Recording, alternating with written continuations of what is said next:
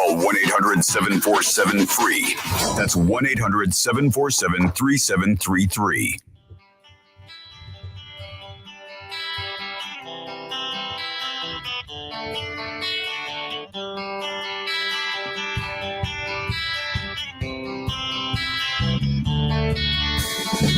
Navigating today's real estate market can be tricky. Want to buy or sell a house, finance or insure a house, or stuck with a house and don't know what to do? Florida Talk Real Estate has been your local one-stop real estate shop since 2012. Get the advice you need from your local real estate pros. Here are your hosts, Jim DePola and Johnny C. live on Real Radio. Yes, indeed. Saturday morning, that means it's time for Florida Talk Real Estate, and it has meant that for over a decade now. Thank you for tuning in, 92.1, 101.7, wherever you might be worldwide on your free download, your iHeartRadio app. I hope you're ready for 2 hours of infotainment. And of course, if you'd like to be a little bit more interactive with the show, you want to see what's going on, you can live stream with us every Saturday. We're on Facebook. Good morning, everybody with us out the gates. That's Florida Talk Real Estate on Facebook. Find us on YouTube as well, Florida Talk Real Estate LLC on YouTube. Streaming live there as well, and you'll find a ton of very informational and entertaining videos there for you. Florida Talk Real Estate, Facebook and YouTube. Thank you again for tuning in with us on a Saturday. You can be a part of the show, 877-927-6969. That's toll free. If you got questions, comments, concerns in the world of real estate, don't be shy. Go ahead and pick up your phone, make that call. We'll take that call. We love talking to the people and helping you out. Of course, if you're not comfortable on air, totally understand. Florida Talk Real Estate is also a .com, your one-stop real estate shop. Let's get it going. I'm your boy, Johnny C., your air traffic control on a Saturday morning. Let's say good morning to the mortgage guy from the mortgage firm, y'all. Easy for me to say on a Saturday morning. Mike Rauch, how are you, my friend? I'm doing great this morning, Johnny. How are you? How are my words coming through? Clear? More clear than mine. The mortgage firm. The mortgage firm. Yeah. The mortgage guy from the mortgage firm. Always good to see you, Mike. And thank you, sir. Happy Saturday morning to you. Did you have a nice Father's Day? I was very quiet. Just relaxed. So yes, I guess it's like I think the dads out there kind of want the do nothing day, right? Yeah. Like that's pretty much it. That's what I did. I think a lot of moms are down for that on Mom's Day too. But yeah, that's how it is in my household. Yeah. Yeah, well, it kind of boils down to, can I do what I want? Then I might want to do nothing. Do what you want to. Glad it went well for you, my friend, and always Thank nice you. to see you. How about yours? You know what? It was phenomenal. Yeah, I got treated like a king. I mean, I always do. The ladies in my life, there's a reason why they're the most at the top of the list of my favorite people in the world, because they make me feel like royalty. You've gotten to the point where when they don't treat you like a king, you're like, what did I do wrong? Yeah. And I'm like, I'll kick you to the curb. I'll start a new one. I'll start a whole new family. I'm still under 50. Totally kidding. Let's say good morning to my guy Jimmy D, y'all. We've done this just about every Saturday we've been live. I don't know if I could count on one hand over the years that we've done shows without Jim DePola. And that gives me ample opportunity to tell you that he runs a top producing Keller Williams team. It's Keller Williams Innovations, where you'll find Florida home pros and Jim DePola. That's Jimmy D. How you be? Hey, it's been a morning. I hope this morning goes a little better. Jarrett Perry from the Parrot CPA Group and Player Performance First was supposed to show up today. He had to blow me off. I had Pete Walsh from Walsh Handyman and Painting Contracting. He was supposed to be on the show all show today. He had to blow me off. The production crew, but I've been using for about a year now, I had to fire them today because 3 out of 4 weeks they haven't showed up. So I had to let them go today. So I'm doing everything by myself right now, and it's been a little crazy. So this all happened from 8:02 a.m. until right now. So I'm still, good morning. Yeah, so I'm still kind of running around. So my first question is, I think I'm live on Facebook right now, but I'm not sure. Am I? You are. Because well, I see the normal indicators that would tell me that. I could check on Facebook too. Yeah, if anybody on Facebook's listening right now, because we don't have that many people watching right this second, if you could let me know that you're out. Pat Buckley's saying yes. Thank you so much, Pat. It's great to see you over here again. Hope everything's going well. Hey, Pat. Yeah, thanks. Hey, Pat. He's awesome, man. and hope you're doing good. That's the other thing I wanted to mention out today is now I need production crew. So this is what I'm looking for. Okay. In case anybody out there needs, I need a couple of different types of things. Number one, I need somebody to actually run this show while we're doing it. I'm really looking forward to that. So what does that mean? That means running my live Facebook and YouTube feeds, inputting stuff as we go through the show that we kind of have an idea what's going on in the show, and also to do a little timeline of what we talk about so I could put some stamps into the videos when we're done. I'd really need a crew to do that. And I also need a crew to shoot videos and do editing for me.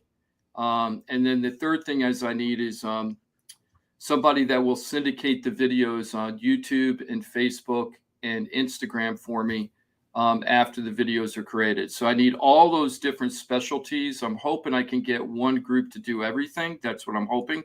But if I have to break it out to different groups, I'm more than willing to do that. So you can give me a call off air for any of this stuff. All you got to do is call the same number you call if you want a real estate. If you need real estate needs, just call 888-973-7828.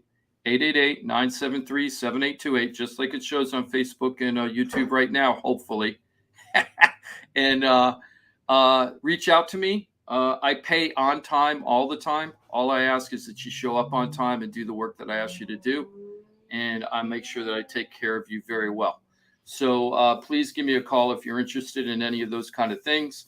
I might be going to that Connecticut School of Broadcasting, Johnny, or the Art Institute in Fort Lauderdale, but I think the Art Institute closed down, so I'm not even sure that exists anymore. So I'm looking for people that are either have very good experience doing this or have the skills, but are looking for that breakout job assignment, because I could give that for you. So please reach out to me, and anybody that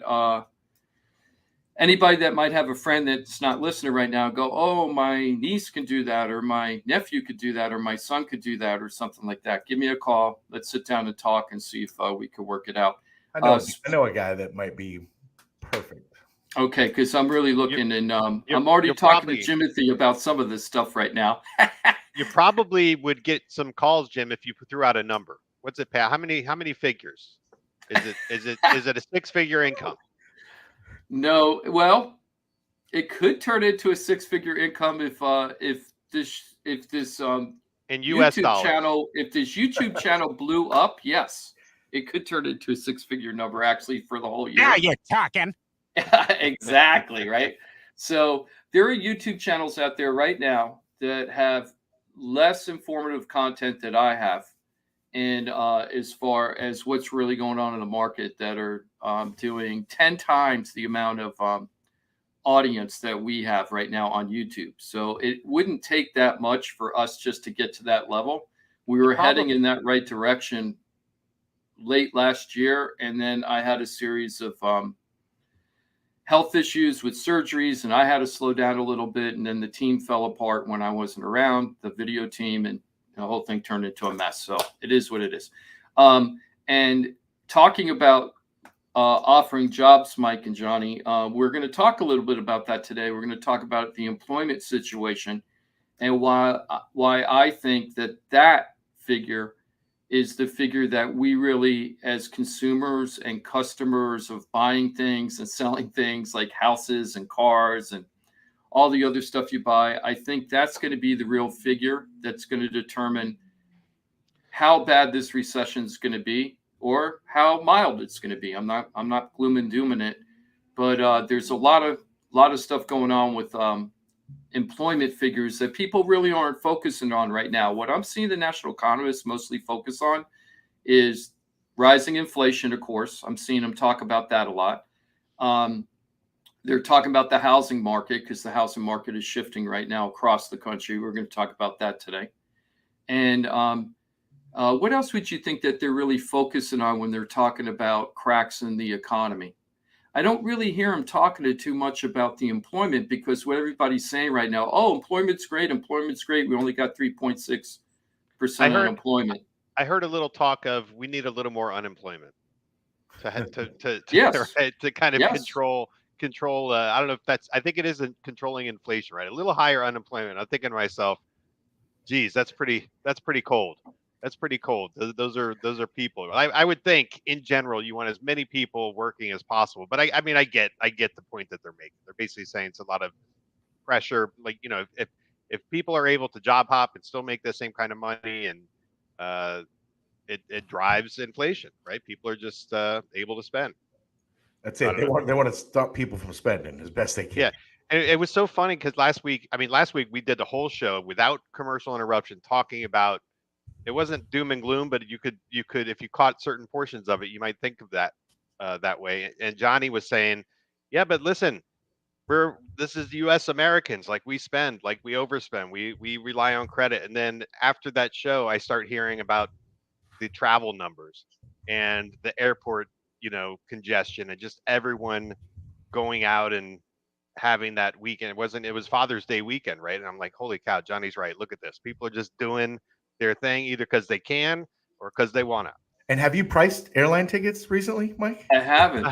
Actually, I did. And they were, depending on where you're going, Johnny. Like, so I booked the ticket for my oldest to go visit a friend in Nashville. Okay. And it was the ticket themselves. Of course, you throw in the baggage fee, but the ticket themselves were like $40 each. One way, $80 for the ticket. So I guess there's exceptions to every rule then. Yeah. So that's one way from Fort Lauderdale to Nashville. My mom has been actively shopping for airfare to Maine, and she wants to take my little girl up there for the summer and see some family that she's never met and just experience, a bit of our family. Oh yeah, and it's just part of our family. It's a part of our history, and she would absolutely immerse herself in it and just love every second of it. But airfare for the better part of the last couple months has been ridiculous. Like the point where she's like, I just can't justify that. One ticket is what she might pay for two, maybe. Like if she was overpaying. Yeah, I really think it depends on where you're going, whether it's like a super common route or not.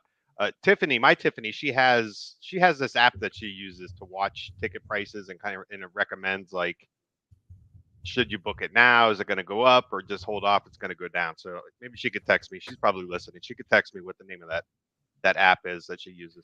Maybe we give them some free advertising.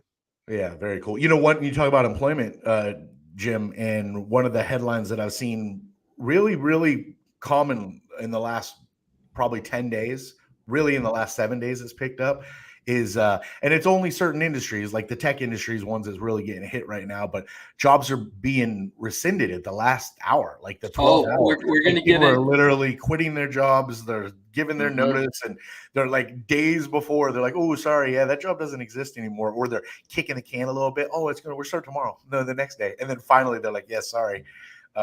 We actually don't have that opening anymore. That's an interesting sign.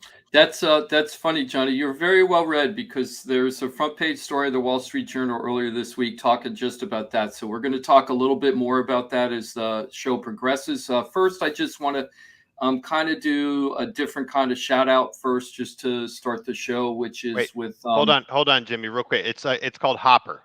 Johnny, Hopper? that app, Hopper, Yeah. HOPPER, Hopper app. Cool. Hopper. I'm going to check that out. Hopper. So check it out. And then if you find out it works good, let us know. Okay. Also, one of my favorite dudes in Stranger Things, by the way. What's up, Hop? I haven't watched that series yet, and everybody talks about it. I've never watched Stranger Things yet. It's worthy. Also is it binge worthy? It's binge worthy? Is it? Yeah. Okay. Is that Dennis Hopper? No, that's binge worthy to me. Another amazing Hopper. Dennis Hopper is definitely binge worthy. I'll take one of those Chesterfields now. Thanks. I just watched Easy Rider again recently. Jim, do you know what line that movie's from that Johnny just referenced? No, I don't remember that one. Oh. No, wait. True Romance. Is that which one is it? True Romance. Great movie. I was with him and Christopher Walken. Yep. Famous scene with him and Christopher Walken where he's like, "You're an eggplant." That's right. That's right. He's talking about the Sicilians. The Moors. Yeah, the Sicilians and the Moors and the history. And, what a great movie. What a great movie. The Moops. Love that movie. No, not the Moors, the Moops. Oh. You guys got the reference? Mike got it right away. Did I you get it. Johnny? I'm trying to place it. I definitely know the George reference. Costanza with the Bubble Boy. Yeah, and they're playing that trivia game, go. and the answer is the Moors, but there's a typo on the card that says Moops. The Moops. You could squeeze a Seinfeld reference into just about any conversation in life. Yeah. So true. I was talking to one of my favorite buddies, Doug, who's out in Colorado. We're best friends for I don't know how long, and Doug had an employee that he loved that ended up leaving to get another job somewhere else, and they kept in touch and everything. And a couple of weeks ago, they went out to lunch. This is months and months after they, the employment ended, but the former employee wanted to keep in touch. So she was talking about how her job wasn't as fulfilling as that she was hoping it would be, the new job. So my friend and his business partner structured a new employment plan to see if she can come back. So they turned in the offer, and she hasn't responded for like 2 weeks. And I was joking because my friend Doug is so much like Larry David from Curb Your Enthusiasm. It's probably one of the reasons why I'm best friends with him, because he's just like I feel like every time I hang out with Doug, I'm living in a Seinfeld episode. I just love it because the way he thinks. So he was like, it's really bothering me that she hasn't responded at all. I mean, we go to dinner and lunch and stuff, but she hasn't responded to the offer. And I said, oh, Doug, I know what's going to happen. She's going to take the job someday. And then like 2 years later, something really good's going to happen. And then you're going to say to her, when I offered you that job, you didn't respond for a couple of weeks before you took it. And this is going to be a couple of years after she's already came back and everything, because that's the way Doug thinks. Anyway, Doug, I don't know if you're listening right now, because he does sometimes, but I hope he doesn't get upset. I'll throw him under the bus. My advice to Doug is to contact her and make sure his email didn't go to spam. I know, right? But that would be like a Seinfeld thing too. It's like it gets caught in the miscommunication and everything gets discombobulated. So, right. No, it's .org, not .com. .org. Yeah. Just times about the economy. One of our longtime listeners and big time Facebook fan, Elaine, she was just saying that she's doing her part to help out people in the economy, because she's helping some people live in her house right now rent free, which is just showing how bad things are getting for certain people in this market. Some people are really being affected very hard right now. Not like it's coming, it's already here for them. I mean, we're talking to people, Jim, who just like they're getting to a desperate rental situation, and they're saying, hey, listen, what can we do? Are we able to qualify for a house?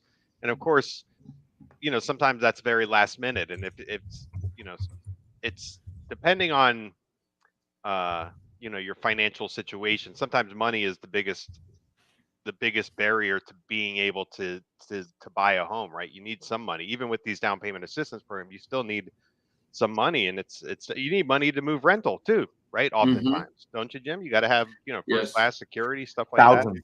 Mike, so let me ask you that. I really want to get into that, but let me just do this little shout out, because it was a very long week last week, because I found out on Monday. Jarrett Perry from the Perry CPA Group, which I think is changing its name again, kind of like Jim DePaula changes his name every single week too. So I can't blame Jarrett Perry, but he's going through another big change in his company, his accounting and financial company. But he also owns a company called Player Performance First, which is a sports and entertainment agency. And he has football players and basketball players, and he also has rapper and some other stuff going on behind the scenes.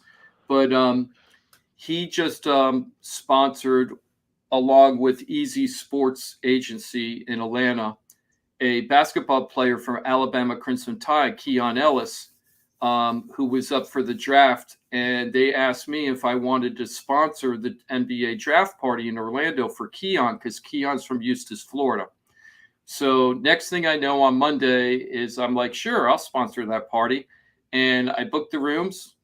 And by Thursday morning, let's see, it was Thursday. Yeah, Thursday morning, I was heading up there. And man, I don't know if you guys remember, but last April, I was involved for the first time with the NFL draft. Right. And we had two guys that from Jared's group, we had two guys that were in the NFL draft. One of them got selected in the draft. His name is Akil Byers. And he's with the Green Bay Packers right now. And he's on the bubble. It looks like he's going to make it. I got my fingers crossed for him. He's a defensive tackle. So I'm really thinking he's going to make it. And I'm really happy for him. And then we had the guy that I sponsored personally and set up his party. And that was Antoine Owens. And Antoine is from Jackson State with Deion Sanders, which is pretty cool. He was coached by Deion Sanders. But he didn't make the draft. And he didn't get drafted. He didn't get drafted. So he was a little bummed out. But the agent that we work with, Paul Aloisi with Player Performance First, he, very sharp guy, he got him into the USFL.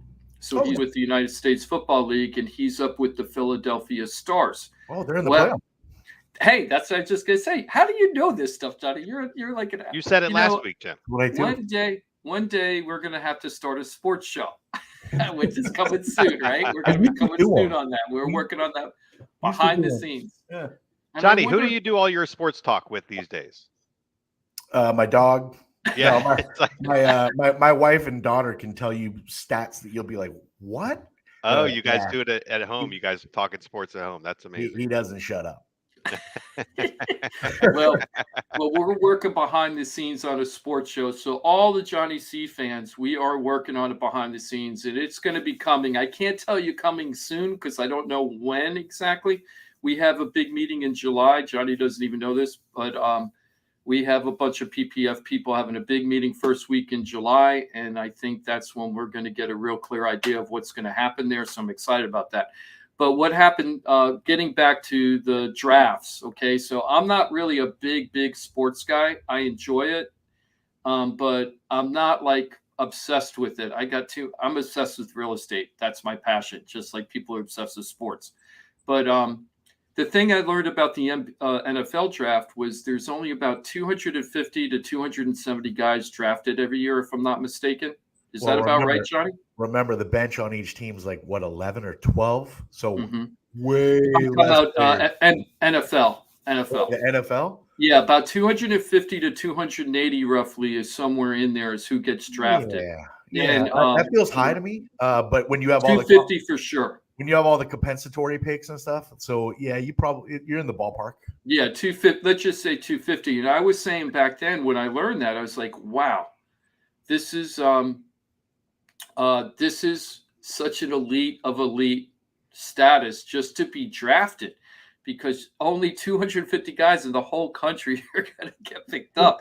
And I thought that was pretty amazing. So now I'm doing the NBA draft with Keon and everything, and I was like, amazing. 262, Mike said. I love Mike doing I should hire you to do the production, Mike.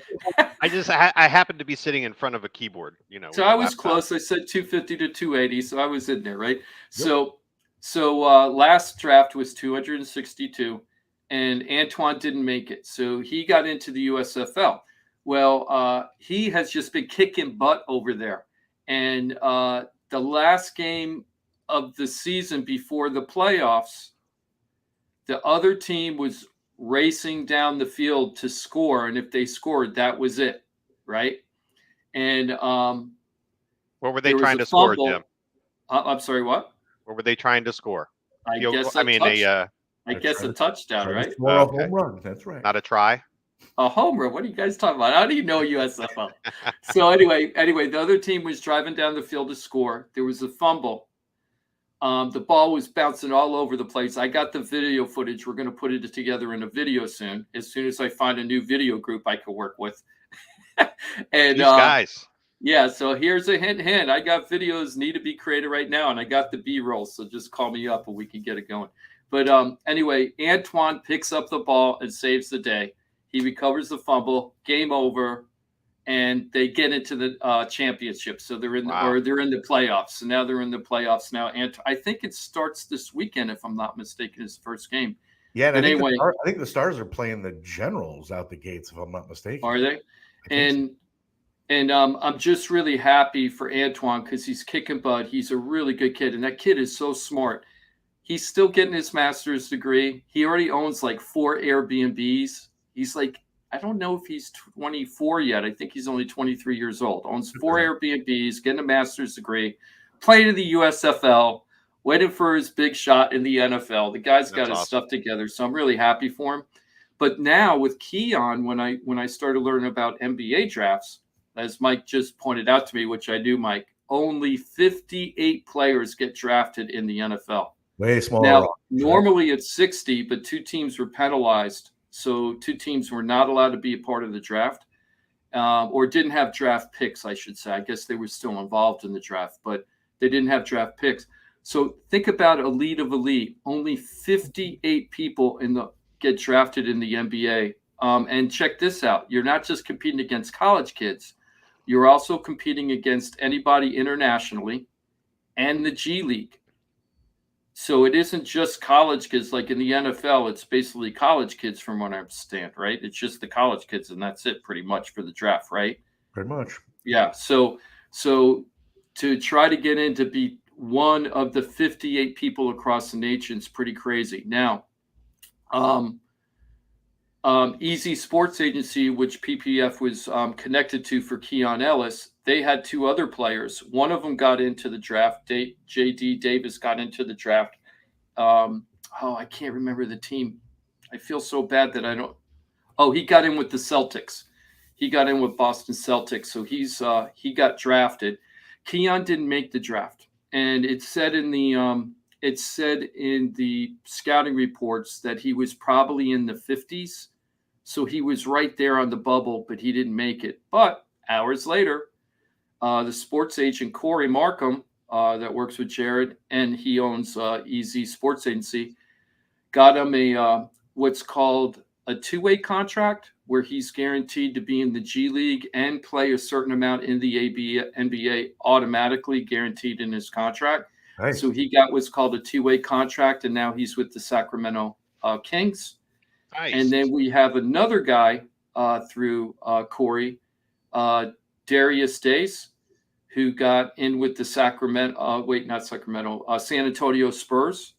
So we got 3 players bouncing around the NBA right now. Isn't that cool? That is cool. And you know, people wonder, and when I sponsored this, I didn't sponsor this as part of Player Performance First because the Easy Sports Agency was really in charge of everything on this one.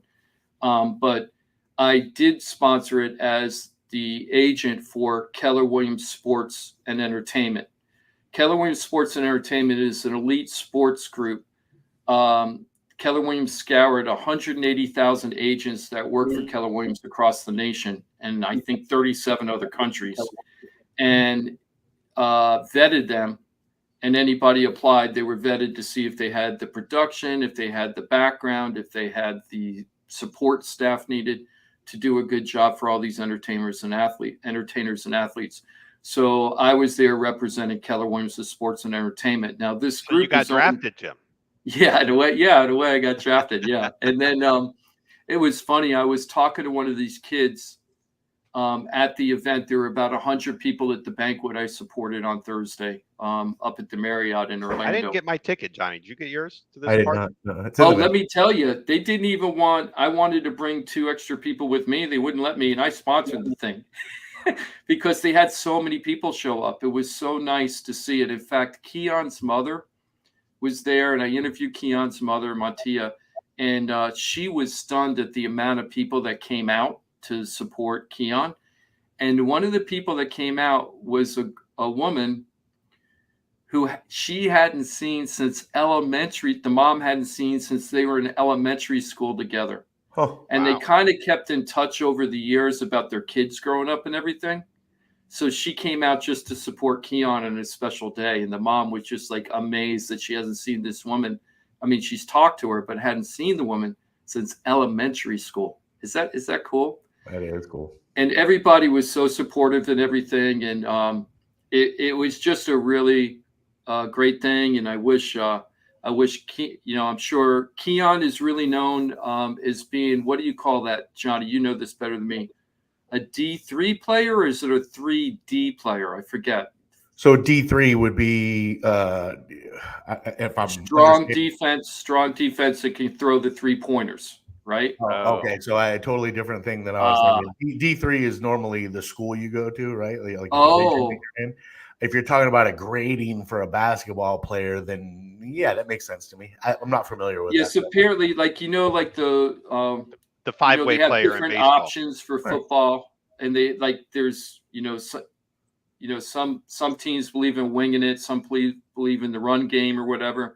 I guess the D3 is the kind of basketball where the person is really great on defense, but then they're really good at shooting 3-pointers. Well, that's today's NBA. If you can play defense and you can pull your defender out past the arc and actually cause some damage.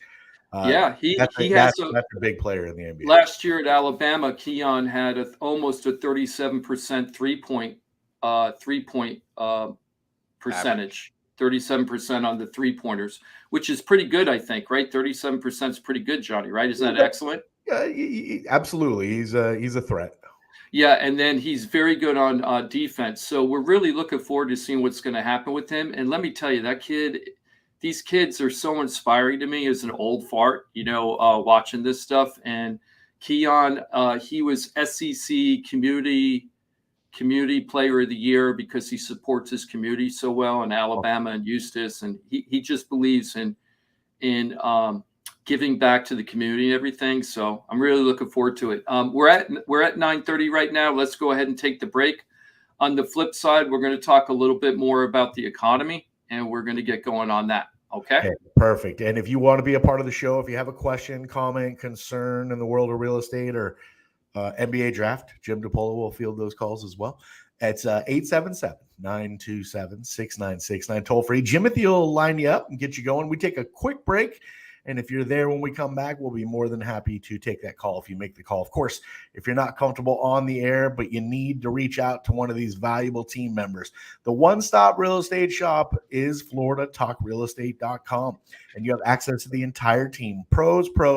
They're experts in their field, and they work cohesively together with the rest of the team to get what you're trying to get done right by you and your family. And information is king. Sometimes just acquiring the information can alter your path, but you got to go to people that are great at what they do. Not only good at what they do, but great at what they do. Find them at FloridaTalkRealEstate.com. 4 minutes from now, we're back at it. Thanks for being with us on a Saturday. Plenty of time remaining, so don't be shy if you want to jump in and be a part of the show. And, of course, if not, just sit back, relax. 4 minutes from now, we're back at it with more Florida Talk Real Estate right here on Real Radio. What's a Real Radio podcast? It's Real Radio on demand. Find your favorite show at realradio921.com. From the Gordon and Partners Weather Center. Have you or a loved one been injured through no fault of your own? Call 561-333-3333 or go to fortheinjured.com. I'm CBS 12 meteorologist Jennifer Collins. Expect highs today to remain in the upper 80s and lower 90s through the afternoon. Showers and storms will become likely across the area with isolated storms containing heavy rainfall, gusty winds, and frequent lightning.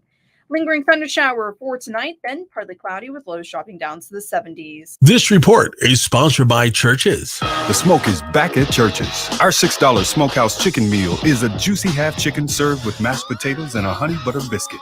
All that for just $6, but not for long. Churches, welcome to the great state of flavor. Offer valid at participating locations. Hey, it's your boy Johnny C here, host of Florida Talk Real Estate. They're tops when it comes to helping people buy and sell houses. But Florida Talk Real Estate is so much more than that. For 5 years, I've watched these guys help thousands of our listeners with any real estate need. They couldn't do it without their sponsors, who are experts in their fields. Check it out. Jim DePola, powered by Keller Williams Realty. Their team specializes in helping people sell their house for top dollar, and buyers get great deals on the purchase of their home. That's what they did for me and my family, and I couldn't be happier that I hired them for my real estate transaction. Mike Rauch from the mortgage firm is one of our favorite guests on the show, and he is the mortgage guy. Whether you're looking for a refi or a mortgage to purchase a new home, Mike Rauch will get you the answers you need. The mortgage firm is licensed to do loans in Florida, Alabama, Tennessee, and Georgia, and they have local offices that cover all of South Florida. So if you're thinking about a refi or a new mortgage, go to the mortgage guy, Mike Rauch, and find out what he can do for you. The Mortgage Firm, Inc., NMLS 189233, Florida license MLD 78, equal housing lender. The law office of Paul A. Krasker has been specializing in real estate law for nearly 25 years and has the professional team you need. Upside down with your house, Paul's team can help you conduct short sales, loan modifications, even if you're behind on payments. They also help you with foreclosure defense and bankruptcy. They can even help you get a student loan modification and repair your credit to get the score you need. Paul's full-service team has helped thousands of our listeners, and they can help you too. Trident Title LLC is the largest privately owned title company in Florida. When you need a title company to complete a refi, home purchase, or sale, Trident Title has got you covered. Not only do they offer competitive pricing, Trident Title has attorneys on staff to make sure if you have bumps in the road declaring title that you can get the job done. Beware, not all title companies in Florida have attorneys on staff. Trident Title does and complies with all the new federal regulations released last year. Ross Camaronets, owner of Brightway Insurance, has been helping our listeners get great rates on homeowners insurance plans. Haven't checked your homeowners insurance policy in a while? This is a great way to help reduce your monthly mortgage payment. Ross can also help with renters and auto insurance. Ross is only a phone call away and can usually get the answers you need same day. Call Ross today at 561-425-6228 or drop by his office at 873 Donald Ross Road in Juno Beach. So now you know why I'm happy to be part of the Florida Talk Real Estate Show, the longest running real estate show in Florida. And all these sponsors are just a phone call or a click away. Just call 888-973-7828. That's 888-973-7828. Or go to floridatalkrealestate.com. That's floridatalkrealestate.com. And don't forget to use the most accurate search engine to find your new home or ask for a free home valuation because floridatalkrealestate.com has you covered. That's floridatalkrealestate.com. This is Real Radio 92.1 and 101.7. Real talk for the Palm Beaches and the Treasure Coast.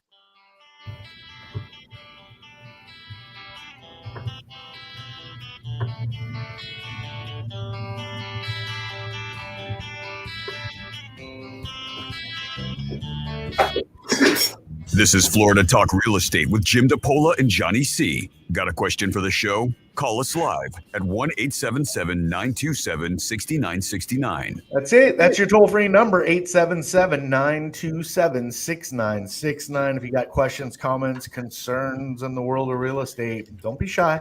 Jimothy will line you up. You make the call. We'll take the call. We is me, Johnny C.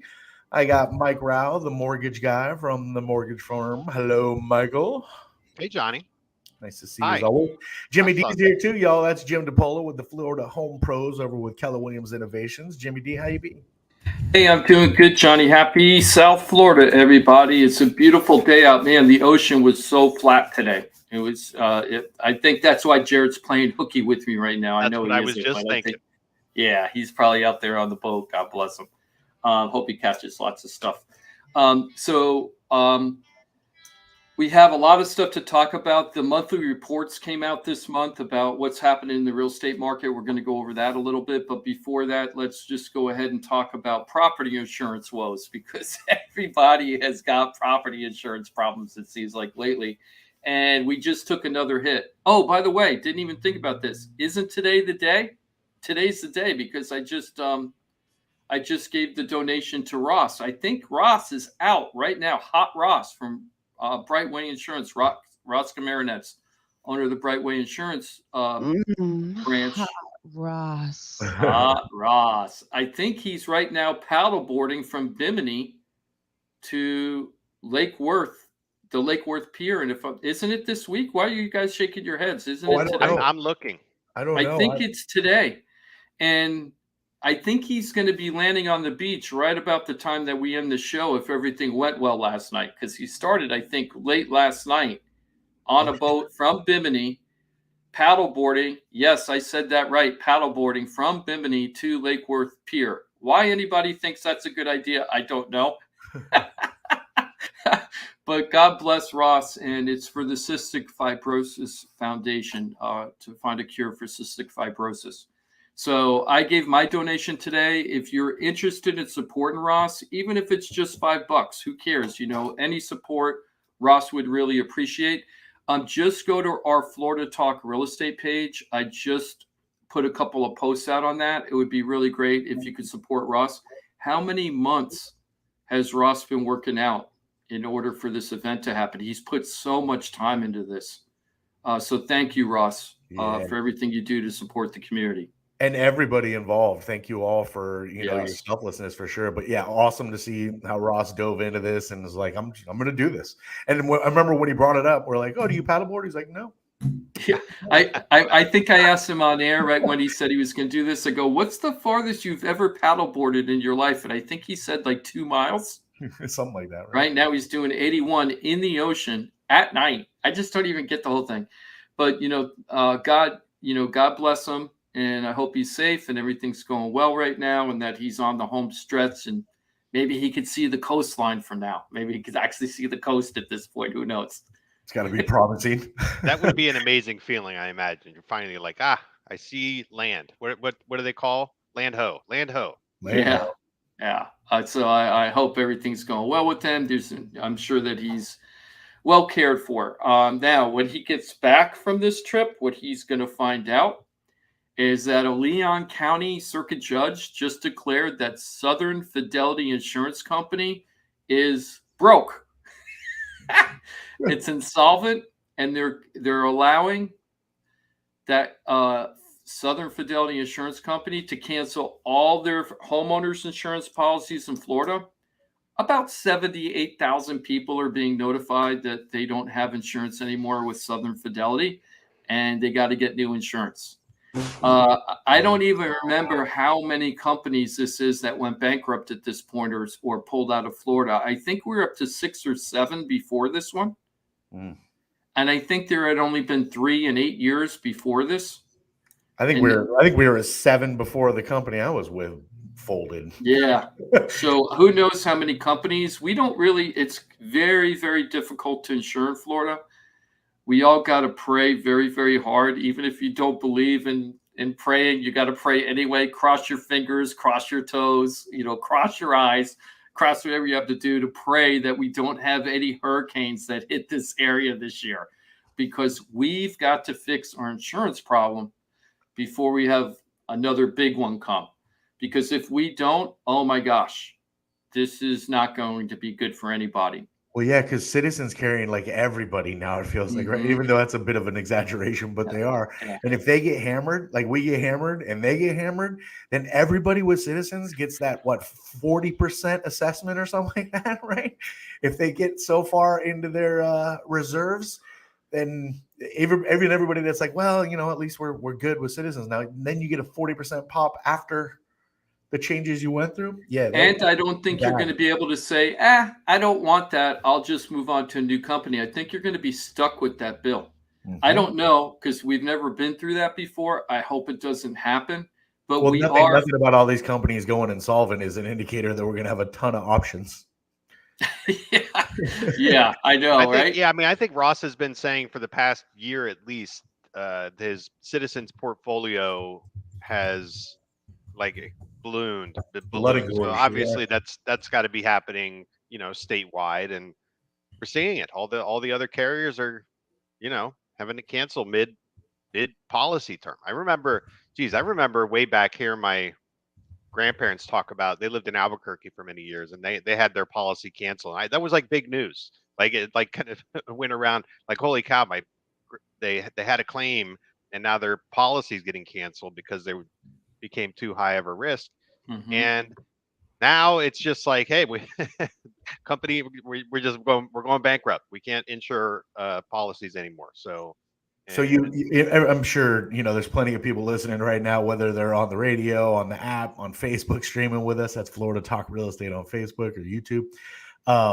That got the letter, right, saying here's why, insolvent, right. There's no money, blah blah blah. I got my letter a month after they got their money. like a month to the day after they got their money. They're like, "Oh, yeah, we don't have any money." It's for like, your new policy. Yeah, for the the renewal. And the company I was with, here was the strong indicator that I was going to lose them. They were giving me 1% reduction Increase? every year. No, reduction. Yeah, savings. And after the second year, I was like, probably not the best, but we're going to roll the dice because it's inexpensive. Yeah. And a lot of people are making that decision. And so some people almost have to make that decision these days, Jim, where it's just like, it affects your ability to qualify for a loan, number one. And so sometimes you just have to say, give me the cheapest, what Ross would call his bare bones policy, which is like, the lowest amount of coverage that is acceptable to the lender, right? Just to get their foot in the door. And then, of course, the idea is, well, maybe you get your foot in the door, we get through closing, like you had that policy for a year or whatever, and then you can make adjustments, right? Get better coverage. You think about like once your budget kind of settles into the new scenario. The problem is you get into these. It's almost like, hey, I'm gonna do this ARM. We talked about adjustable rate mortgages last week, Jim. Like, but I'll refinance out of it when the time. The problem is you don't know what the future holds, right? You don't know what property values are going to be. You don't know what interest rates are going to be. So it's kind of the same with insurance. Like, let me get my foot in the door with the bare bones policy. But now, what do? If you want to go to good coverage again, the premiums double.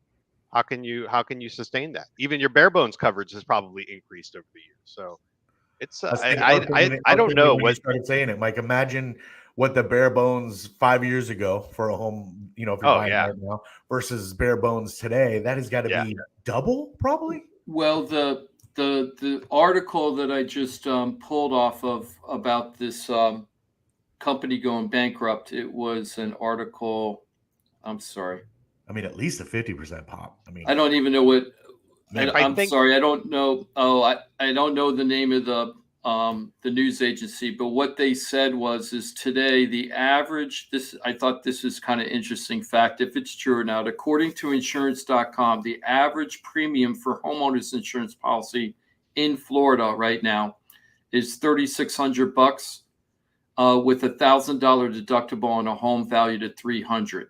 That's what the average is right now. $3,600 for a $300,000 home with $1,000 deductible. The $1,000 deductible sounds kind of low, Mike, doesn't it? I mean, for our area, sure, but there's probably Central Florida and Northern Florida where maybe that's normal, right? So you're doing the whole Florida. I'm sure that the rates in those areas are cheaper than they are here in South Florida. And that $1,000 deductible, we would have to check with Ross to confirm, but I haven't seen that in a long time. You know what I'm wondering? Just maybe popped with in, new construction. Just popped into my head, but I'm wondering if you're better off like buying in St. Lucie or Vero, right, Indian River County, because the insurance might not be as bad. I'm just throwing out ideas. I mean, if you're able to do that, but maybe if that's a consideration for you, because it would be great to talk to Ross about this when he gets back, because the reason why I'm saying that, anytime the insurance industry is worried about what's going to happen to Florida, they make it most restrictive for Palm Beach, Broward, and Dade, because we're considered ground zero of Florida. So everything that happens, Broward, Dade, and Palm are the ones that get affected the worst right now, even if we didn't have the hurricanes. Do you remember when Irma came in 2017? We were the ones that got punished, right? Even though the claims were up north and everything, we were the ones down here. It's like, if the big one hits, South Florida is going to be, that's where we're going to need to put the money. So I think if you're in the insurance world, you're saying that there's risk, like Florida just in general is an elevated risk for claims. And then where in Florida specifically is the risk most elevated for claims, right? For whatever reason, whether it's hurricane related or water damage or whatever, where is the fraud claim? Yeah, where right. Yeah, exactly. Jim goes fraud, right? So where is that risk most elevated? And to me, it makes sense. It's down here in South Florida. Where the people are. Yeah. Where the people are. Yeah. So there's probably something to that, Jim, in our 6 counties, the northern 3 versus the southern 3, probably a little bit better. I don't know how much difference it is, but Probably. Yeah. So if your policy is getting canceled or you're getting raised, just all you got to do is call the One Stop Real Estate Shop, 888-973-7828. We'll get you over to Ross Camaronets from Brightway Insurance, the Juno Beach office, the only office that exists for Brightway as far as we're concerned. And Ross will get you the best quotes he can get you, but he only could do what is available out there right now, which pretty much is citizens, right? I feel like there's a South Park. Wasn't there a South Park thing where they just kept saying the same word over and over again? I haven't watched South Park. I can't remember. I haven't seen South Park in a long time either. But anyway, it seems this like is all assuming that Ross makes it to the beach today. Oh yeah. I hope he has a good insurance policy. Personal. Well, yeah, is he covered for jellyfish stings and shark bites? I think the idea is to stay out of the water, so that shouldn't be a problem. Yeah. I was just wondering. You know what? It was so nice. I didn't even think about this morning. I should have. Every time I wake up, first thing I do is look outside to see what the waves are like and what the weather's like, because I usually have beautiful sunrises and everything when I'm there. And today I looked out, I was like, wow, this water's like glass today. It's so flat. Now I'm so happy about that. So that means that hopefully Ross, at least as he comes closer, will have nice way to come in. You know what I mean? Yeah, I think they probably, I was looking at the dates just to see if it was today, and it looks like they have a window. Like they're saying this is the weekend that it's happening, and I'm sure they do that based on weather conditions. So it sounds like it was a good day. So I bet you he is on. Yeah, so I hope making it home soon. Yeah.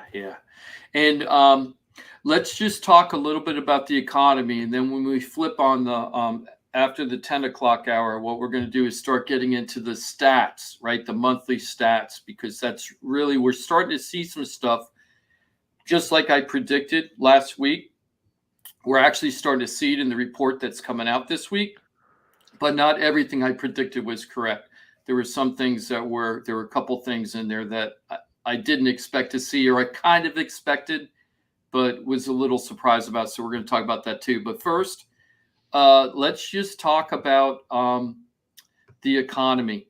I was talking to my buddy out in Colorado, and his house value, he lives in Denver, and his house value has gone up so high in the last 2 years, where he bought it, let's just say in the mid 500s. Let's say he was in the 500s to the low 600s, and now the house is 7 figures. Right, in today's market. It's only been a couple of years, right? So he keeps sending me these things about a valuation on his home, right? The computer valuations. Like, I can't believe my neighbor next door sold for blah, blah, blah. And I said, well, I really believe that much of the price appreciation we saw in the last 12 months is going to go away.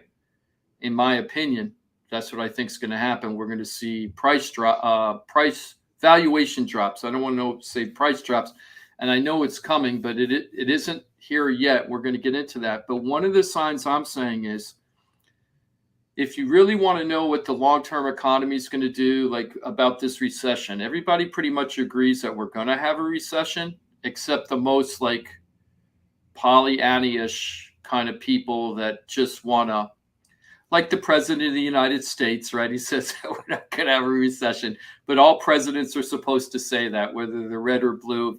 If they're president at the time, they're never going to tell you, oh yeah, we're going into a recession. Can't do anything about it. They're not going to say that, right? Because that's not their job.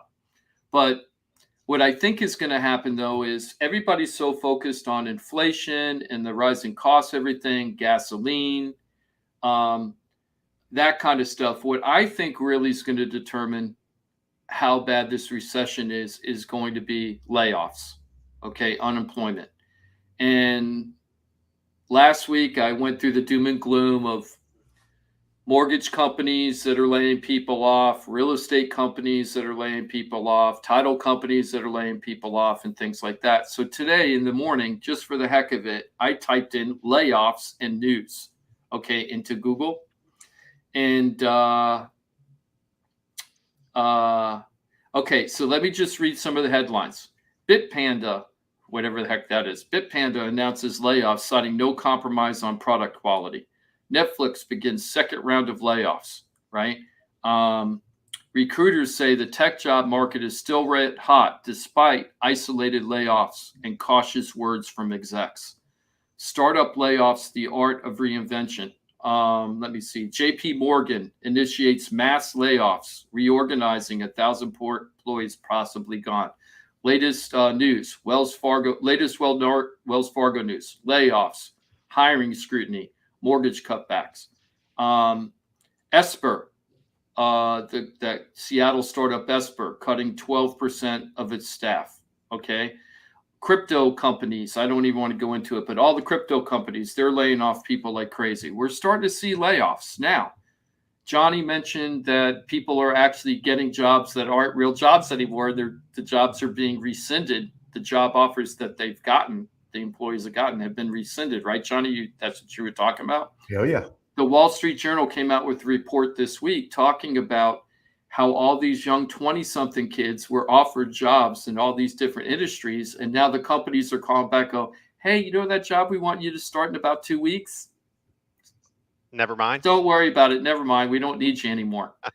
And the kids, the young people, they're caught blindsided by this right now. So we're going through a lot with the layoffs. So how is that going to look to us? And how did the layoffs affect other recessions in the past? And what I think is going to happen is, I think Johnny mentioned a little bit ago, Mike, that some people say that we need the layoffs, right, Johnny? Isn't that what you were saying? What did you hear? You heard somewhere that people are saying we need the layoffs. Layoffs are a good thing. Yeah, well, I mean, Mike was kind of joking about it a little bit, but yeah, the only way Americans, and I think we all kind of agree, the only way we're going to slow down spending is if there's income that's not good. And it only really marginally affects it until like the real poop hits the fan for a lot of folks. But, you bring in less money, you're going to have to adjust your budget. So, that's one way to control inflation, because inflation is all about supply and demand, right? I want to get right back to that, but I didn't realize, and he's been on hold. Hopefully he's still there. Bernie was calling about homeowners insurance, so I'd love to take his call. Yeah, let's do it then. Thank you for being with us, Bernie. 877-927-6969. You're on Florida Talk Real Estate on a Saturday. How are you? Good. I was just calling. I was listening to the show, and I heard you guys talking about everything going into Citizens right now. In which that is 100% true. There is a lot of homeowners that are being pushed into Citizens, but there's a lot of E&S markets like Lloyd syndicates that are writing policies right now with homes with older roofs that the other companies don't want to take, and are a much better option with much better coverage than what Citizens has to offer. So explain, is it, and the costs are comparative, Bernie? Costs are, so let me put it this way. So there's a company by the name of Federated National Insurance that just canceled 68,200 policies in Florida, and they're all canceled by. Yep, FedNat. We talked about that a couple of weeks ago. Yep. Yeah, and a lot of the policies that are being canceled, it's with homes with older roofs and whatnot. So basically, you go to Citizens or you can go to a Lloyd syndicate. Well, Citizens only offers $100,000 liability. They offer, unless the agent gives it to them, the ordinance or law coverage is very low. It's a stripped down policy. Whereas you can go to a Lloyd syndicate, and you can basically get that. You can get more coverage for probably about sometimes the same. Sometimes, depending where it is. How it models. You can get a better policy from the Lloyds than what you can with Citizens, and we're not putting the stress of all the policies being put into Citizens on the tax holder or the taxpayers of the state. So right, which is what my big worry is, Bernie, about like what's going to happen. Like if something bad, because we've been so blessed for so long here in the state of Florida with hurricanes. Let me ask you, Bernie, though, there has to be a catch, right? It sounds like you're in the insurance industry. Right?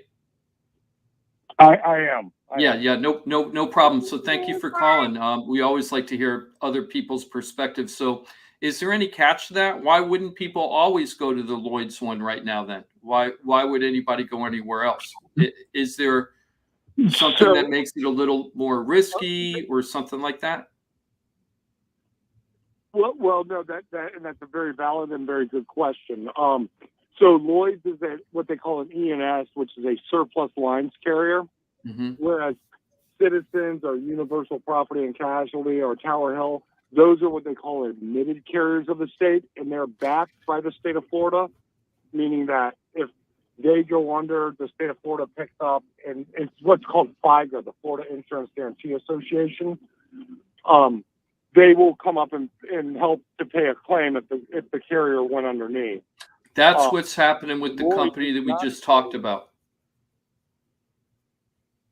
Yeah, I'm sorry. Lloyd's I didn't mean to interrupt. A non-admitted carrier, they're surplus lines carrier. However, Lloyd's is bigger than any carrier that Florida has to offer besides AIG or Chubb or Pure or someone like that. Well, that's really good advice. Well, I'm glad to hear it too, because if I don't know how long you've been listening to the show, Bernie, but over the years, when Ross is with us, he has often referenced, you can hit the excess and surplus markets and see what else is out there. But in the last, I don't know, year and a half, it just hasn't been there for so many homeowners in Florida, at least the policies he looked into. Now, he'd be able to tell you more percentage-wise because he's in the grind every day like you are.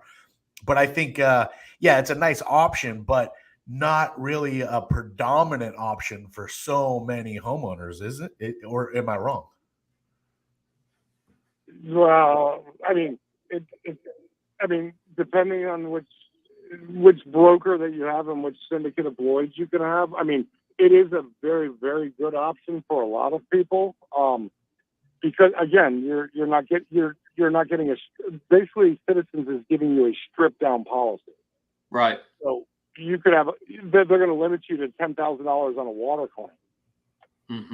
They're going to limit all of these, a lot of things, and you can get a policy with a similar premium, but you have like full blown coverage. So I'm just saying it's just an option to look at, but they are out there. It just depends on the agent that you have and whether they have access to those syndicates. But there are a lot of other options out of there other than Citizens. And what I always tell people is I'd rather use somewhere else than Citizens because of how big Citizens is right now and how fast they're growing. This is not a good thing. No, it isn't. That's what I was going to ask. So when I'm talking about this on the air like this, I'm not just blowing smoke, right? If you have a different opinion, I love hearing different opinions. So when I talk about this, I'm not just being a doom and gloomer just for ratings or whatever. I don't know what to say.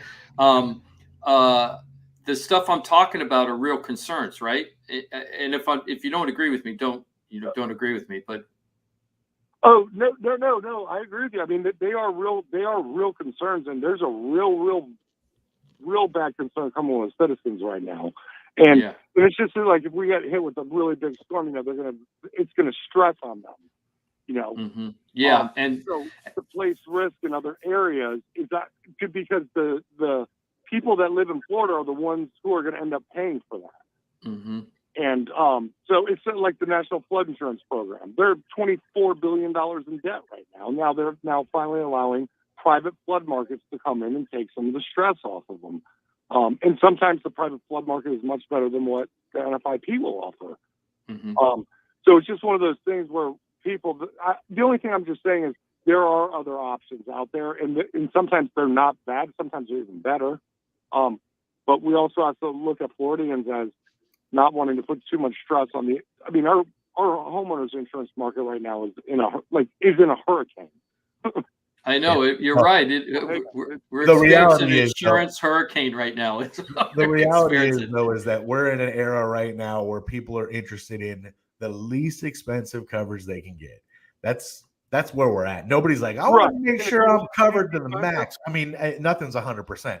But right now, especially for people that are scraping to get a closing on a new home, it's about bare bones. What's the least I can pay? And I agree with you on that. And then with the price of the economy going on, the inflation, the gas, everyone is looking for the absolute cheapest. But the other thing that they do have to realize, their biggest investment that they have is probably their home. Absolutely. So they should probably look at trying to take care of that as an investment to protect it, not saying, oh, I got a $40,000 claim and they're only going to pay out $10,000. Oh, You got to kind of look at it both ways that way. Yep. Hey, we're running a little late. Bernie, thank you so much for calling and listening to the show. Like our page if you can and give us a comment. We'd love to do that either on Facebook and or YouTube. Anybody else listening, please like our page and subscribe. And we're running a little late, so let's go ahead and take the break. On the flip side, we're going to talk about the market stats. Let me tell you, they're very surprising in some respects, not so surprising of what I expected when I talked about it last week.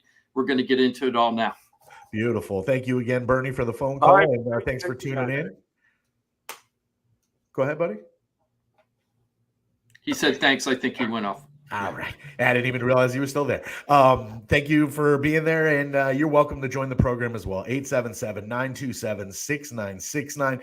4-minute break. We're back at it. And, of course, always remember, if you're not comfortable calling the radio show, I totally understand.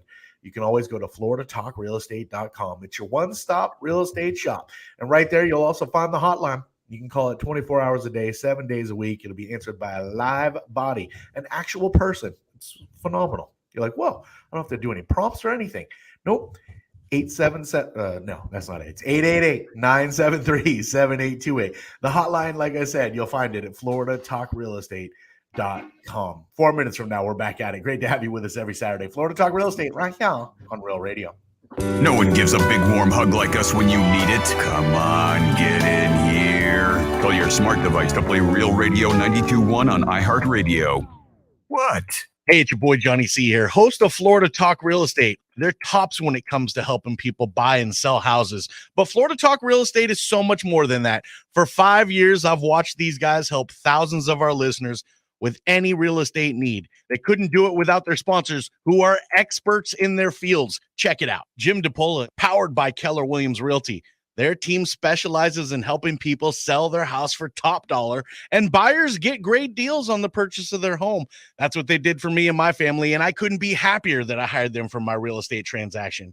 Mike Rauch from the mortgage firm is one of our favorite guests on the show, and he is the mortgage guy. Whether you're looking for a refi or a mortgage to purchase a new home, Mike Rauch will get you the answers you need. The mortgage firm is licensed to do loans in Florida, Alabama, Tennessee, and Georgia, and they have local offices that cover all of South Florida. So if you're thinking about a refi or a new mortgage, go to the mortgage guy, Mike Rauch, and find out what he can do for you. The Mortgage Firm, Inc., NMLS 189233, Florida license MLD 78, equal housing lender. The law office of Paul A. Krasker has been specializing in real estate law for nearly 25 years and has the professional team you need. Upside down with your house, Paul's team can help you conduct short sales, loan modifications, even if you're behind on payments. They also help you with foreclosure defense and bankruptcy. They can even help you get a student loan modification and repair your credit to get the score you need. Paul's full-service team has helped thousands of our listeners, and they can help you too. Trident Title Llc is the largest privately owned title company in Florida. When you need a title company to complete a refi, home purchase, or sale, Trident Title has got you covered. Not only do they offer competitive pricing, Trident Title has attorneys on staff to make sure if you have bumps in the road declaring title that you can get the job done. Beware, not all title companies in Florida have attorneys on staff. Trident Title does and complies with all the new federal regulations released last year. Ross Camaronets, owner of Brightway Insurance, has been helping our listeners get great rates on homeowners insurance plans. Haven't checked your homeowners insurance policy in a while? This is a great way to help reduce your monthly mortgage payment. Ross can also help with renters and auto insurance. Ross is only a phone call away and can usually get the answers you need same day. Call Ross today at 561-425-6228 or drop by his office at 873 Donald Ross Road in Juno Beach. So now you know why I'm happy to be part of the Florida Talk Real Estate Show, the longest running real estate show in Florida. And all these sponsors are just a phone call or a click away. Just call 888-973-7828. That's 888-973-7828. Or go to floridatalkrealestate.com. That's floridatalkrealestate.com. And don't forget to use the most accurate search engine to find your new home or ask for a free home valuation because floridatalkrealestate.com has you covered. That's floridatalkrealestate.com.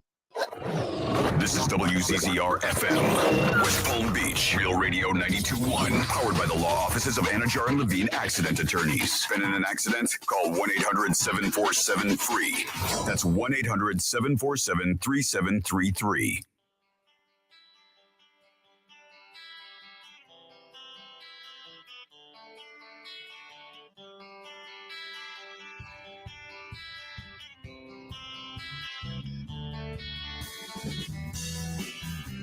This is Florida Talk Real Estate with Jim DePola and Johnny C. Got a question for the show? Call us live at 1-877-927-6969. That is always the toll-free number for all your local love here on Real Radio. That's 921-1017.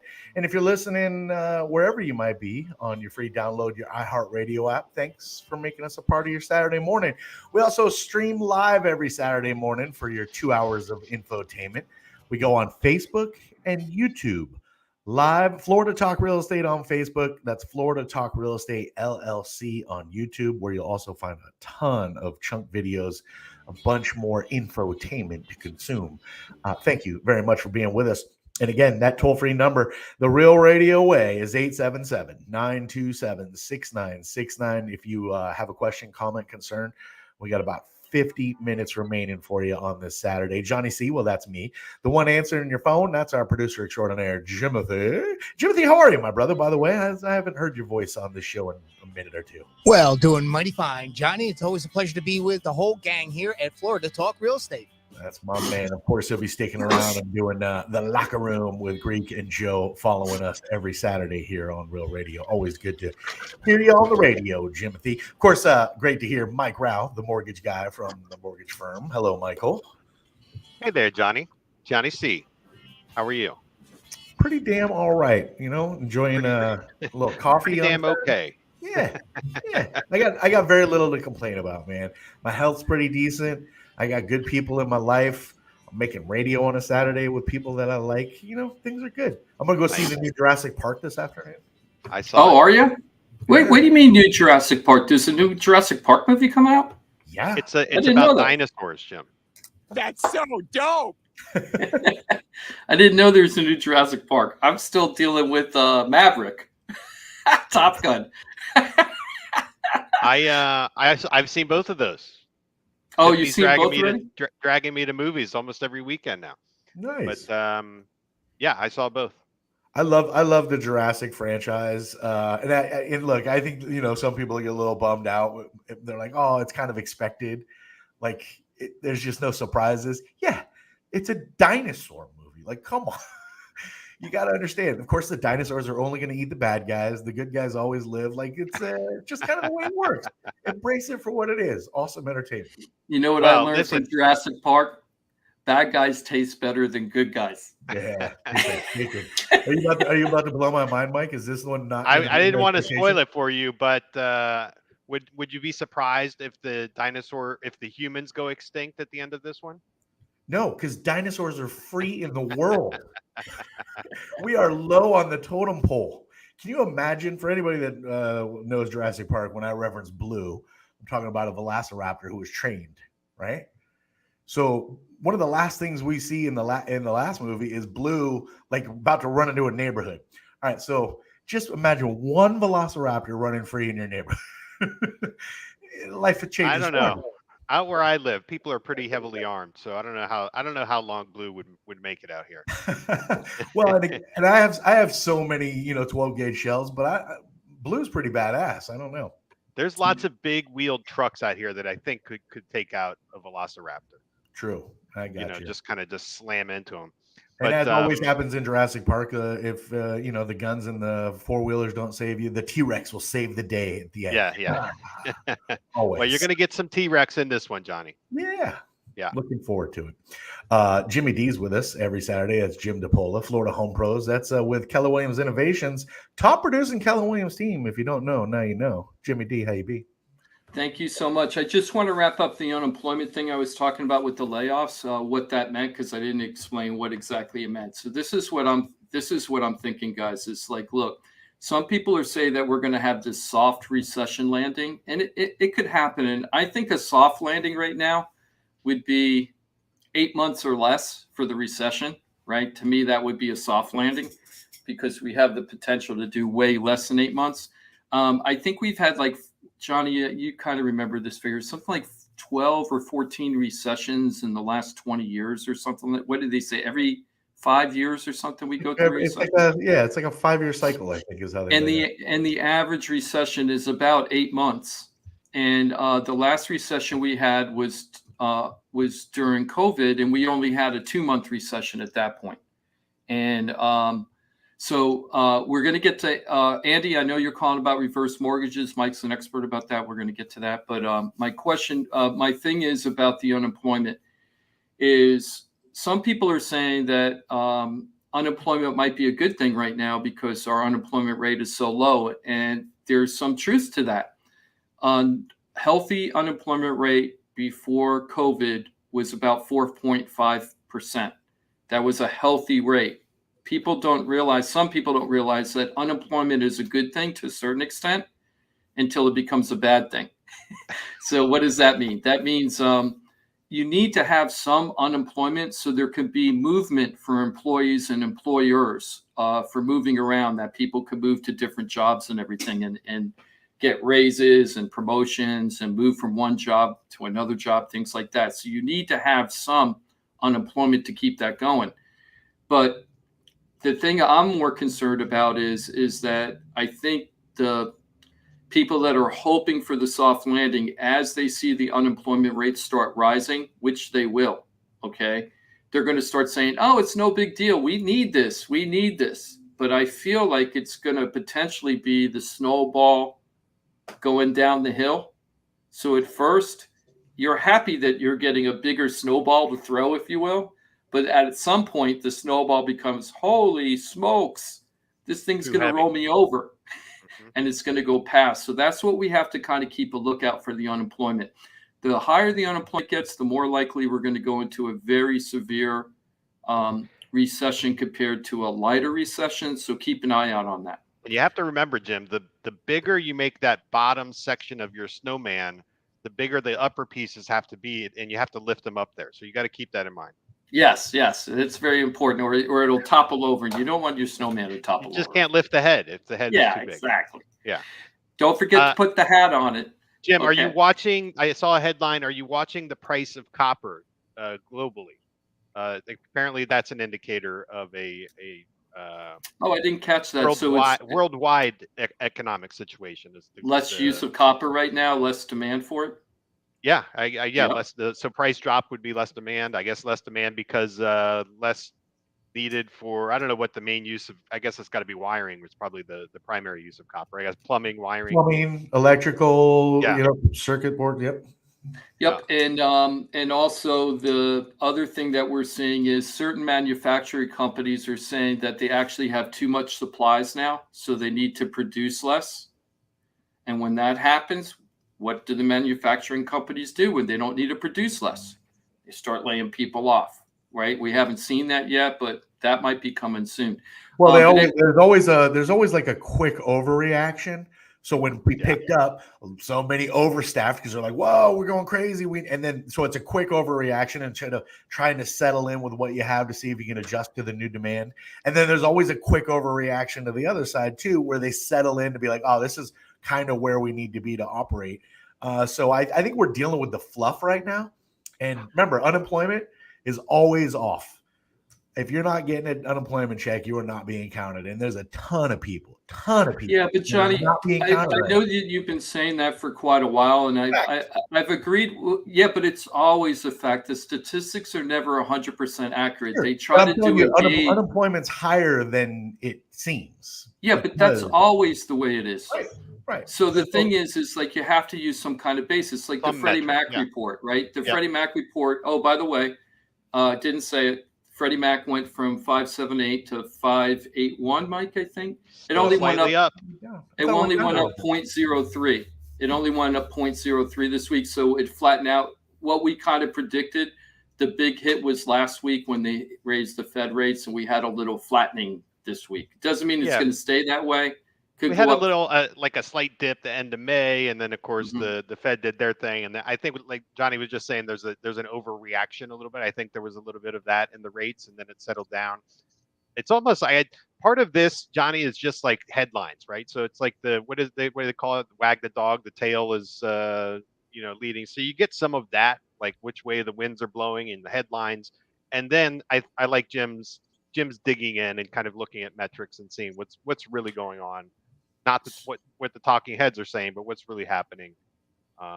Yeah, so I'm not saying you're wrong, Johnny, about the statistics being inaccurate, but it's a baseline to work off of all the time, right? So they use they look at things or they should, and we're talking about, what do you call that? The deep state people, the actual worker bees in the government. I'm not talking about the reds and the blues and the purples. I'm just talking about people like Mike's parents who work for the federal government and were just there and did their job and did a good job and, had no axe to grind about who was in office. Well, I don't know if they did a good job. It's very hard to get fired from a federal job, So the thing is, though, you have to use something for the baseline. And what I'm saying is that I agree with Johnny that there's a lot of hidden hurt in there, but there's no way to grab that hidden hurt. It's almost like the Census Bureau.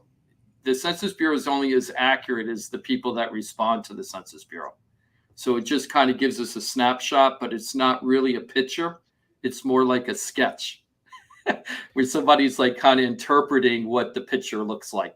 Right. Does that sound fair to you, Johnny? Could you live with that? Very fair. You could live with that? Yeah, you have to keep in mind too that each administration, rigs those numbers to make it look good for their thing, right? So if you remember, there were certain presidential candidates talking about the jobs reports being fluffed up, and then when ultimately when that president gets into office, then it's like, look at these jobs reports, right? They're amazing. They're amazing. Yeah, but okay, so if that's true, then why isn't this president fluffing up the economic numbers to make them look bigger? It's about as ridiculous as the president. Why didn't Carter do that? Why didn't Carter do that when he was in office? Right?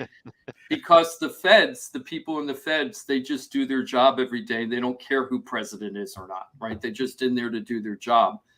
But so anyway, that's what you just said, Jim. That's the conspiracy theory. The people are just putting their heads down and doing work, and they're not like fluffing up the numbers or whatever. Like that's the conspiracy theory these days.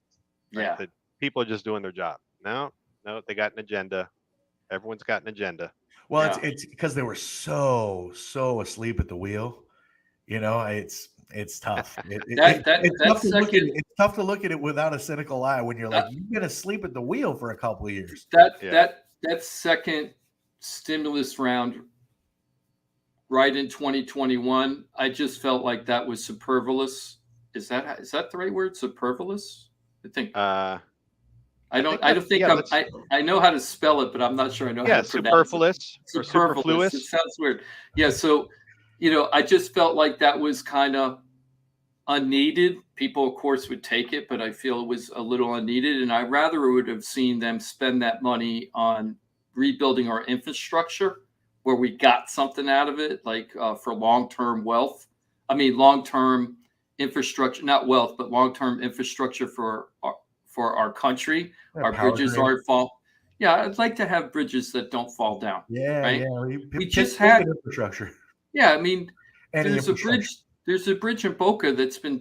I think it's going to be down for a year or something because all the repairs that need to be done and everything. And I think Lois Franco went out there and made a big deal about it, or Debbie Wasserman Schultz or something made a big deal about it. It's like, this is why we need Build Back Better. It's like for this kind of stuff.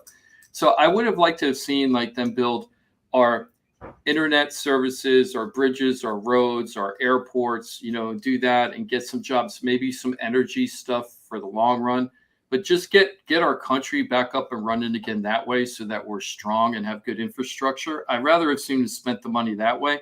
It would have still spilled to the people because the people hopefully would have been getting the jobs that would have been doing all that work instead of just giving them a paycheck and say, here, spend this money, right? I'd rather say, here, I'm going to give you a job. I'm going to give you a job and then do something. I mean, the federal spending on infrastructure is almost like a fail-safe for economic troubles, right? Like, so when Johnny says when the S really hits the fan, then you could say, hey, we got these projects, right? The government's going to come in and employ people, right, for doing these, right? It's the old what did FDR do? What was it called? The the New Deal. New Deal. Oh, no, right? no, that was Johnson. That was Johnson.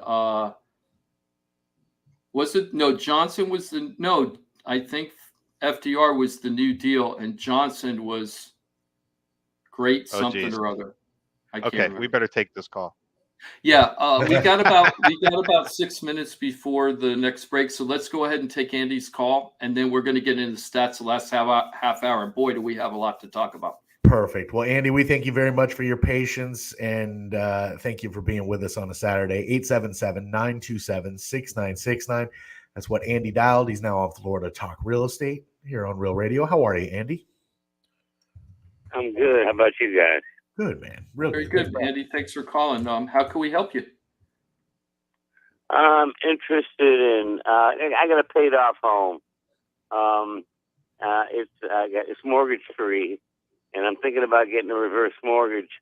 But I'm a little dubious because I really don't want any liens attached to my property. So I know that's a downside. What's the good side, or what do you guys recommend? Well, let me ask you this: are you and then I'm going to turn this over to Mike because Mike's the expert. But let me just ask you some everyman's questions, if you can, at first. Do you have any financial needs for the reverse mortgage? Like, for example, my parents. No, I'm good. I'm safe. Okay, why would you, if you're mortgage free right now, why would you like to have the reverse mortgage if you feel economically comfortable? You know why? It's really sad. It's kind of just a little bit of greed. I just like to have a little bit of money. It's like I think about $1,600 a month, free money. And at the end of it all, I don't have any debt to pay. I'll be dead, and my heirs are going to have to pay off the house, and they're all in good shape financially. So it's not a big deal if they lose equity on the house. Mm-hmm. Mike, could you answer some questions? First of all, can you just explain to the public what a reverse mortgage is? Just overview, and then talk with Andy about his situation. Sure. So the reverse mortgage is the opposite of what most people are used to, which is called a forward mortgage, where essentially with the regular forward mortgage, you take the loan and then you pay it back over, typically a 30-year period, right? You're paying back the money that you borrowed plus interest. Reverse mortgage, you take the loan and then you never make a payment on it. Oh, hold on, guys. Oh, Papa Dog has got a little something to say about the reverse mortgage. That's what I'm talking about. Is that Flakers? Is that Flakers or the new dog? I don't know what's going on, but somebody must be outside. That's Doug. It's not my dog. He's sleeping over there by the closet in the corner. So. Well, we're not going to put that on you. That's all. That's Mike Rouse. Sorry about that, guys. Maybe That's what happens when you just put the question to the three dogs. See what they say. Yeah, let's see what Flakers says. They're either cheering for the reverse or they're going against the reverse. But all right, so let me pick it up. So the reverse mortgage, basically, you take the loan and you never make a payment on it, right? So the loan is not repaid during your lifetime or that of you and your spouse, right? But unlike the forward mortgage, which gets smaller through the years, the reverse mortgage grows through the years. So as you're not making payments, the balance to pay off that loan, and it does need to be paid off at some point, the balance is growing over time. And of course, the longer you live, the more it's growing, and it's accruing interest, just like a normal loan would, except that it's growing kind of not exponentially, but it's growing with interest compounded on top of it. So my two kind of criteria, which Andy mentioned, both of them, is number one, what's the goal with the reverse? Usually the goal is I want to use the equity in my home to fund my lifestyle. Right. And it's hard to and not have a payment associated with it, right? So Andy called it free money. It kind of is free money for the homeowner, right? The eligible homeowner, because they're able to either draw on it monthly or take a lump sum, and they can use that to live their life, whether that's to pay bills or to vacation or just to be comfortable or, be able to provide for your family, whatever it is. And you don't make a payment on it. But so that's number one criteria. What's the goal? Do you need to use this as some sort of source of income, right? For augmenting your income.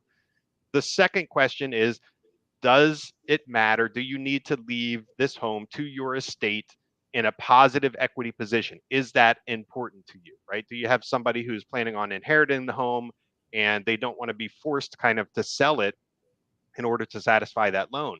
And so if you meet both of those criteria, then I think the reverse is an excellent option. So Andy said, his kids are fine. They're all financially stable. Right.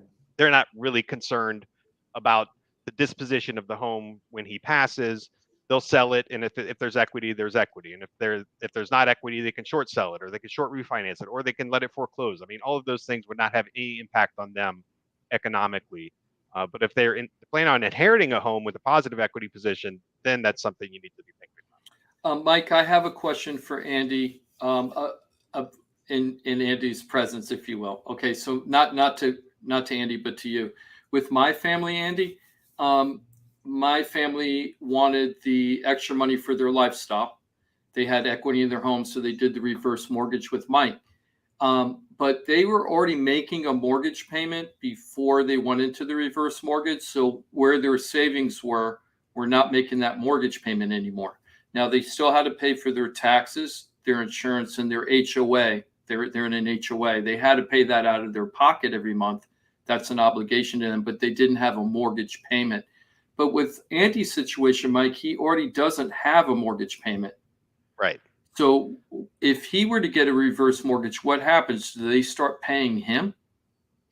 Yeah, he can either take a lump sum, or he can have a line of credit where he could have access, or he could take a monthly payment where it's a fixed payment that he's receiving every month. Could he take a small amount out, or does he have to take out like what the value of the home is? He can do, there's a combination of those three things, right? So lump sum, line of credit, monthly distribution, all of those, you could do all of those things at the same time. So like in your parents' case, Jim, they basically they had a monthly payment obligation that they wanted to get rid of, so that money that was earmarked for the mortgage payment could be used towards other things, right? And so that was the purpose for them. In Andy's case, he basically wants a source of additional income. So it's kind of like the same thing. Your parents were replacing a $1,000 payment, which they could then use that $1,000 for towards other things. Andy's saying, hey, I want to increase my income by whatever and use that for lifestyle choices. Explain the line of credit. How is a line of credit through a reverse mortgage any different than, say, a refi? The big difference is you don't make payments on it. Or a HELOC, I guess. Yeah. So if Andy if he's got a lot of equity and he did a traditional home equity line of credit, he could use that line like a big fat credit card, but then he has payment obligations on it. Right? And at some point, that payment obligation, you stop being able to use the line, and you have to repay it over, a 20-year term or a 10-year term or whatever it is. So when you say line of credit, it's more or less just because you don't know really how else to put it, because he does not paying that back, right? It is a line of credit. He never makes a payment on it. So you use it. It's also growing over time.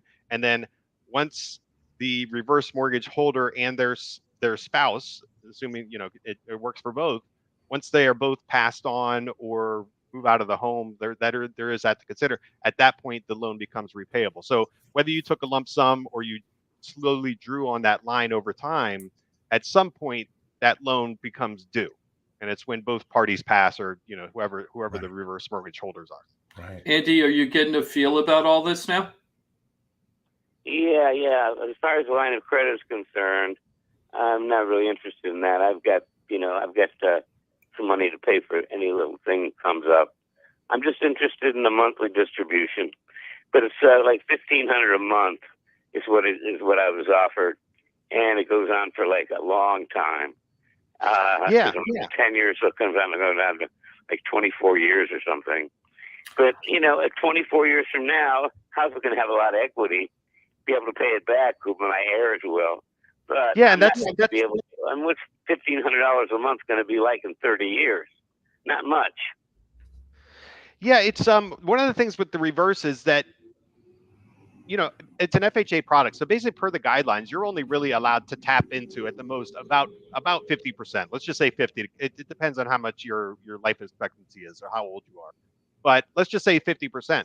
So the goal isn't for the house to be upside down, right? The goal is that loan can be repaid when that time comes, right? They don't want your home to be in a negative equity position. They want it to be positive. A monthly distribution of $1,500 sounds okay now, but I'm saying in 20 years from now, $1,500 a month is going to be more like $300 or $400 a month.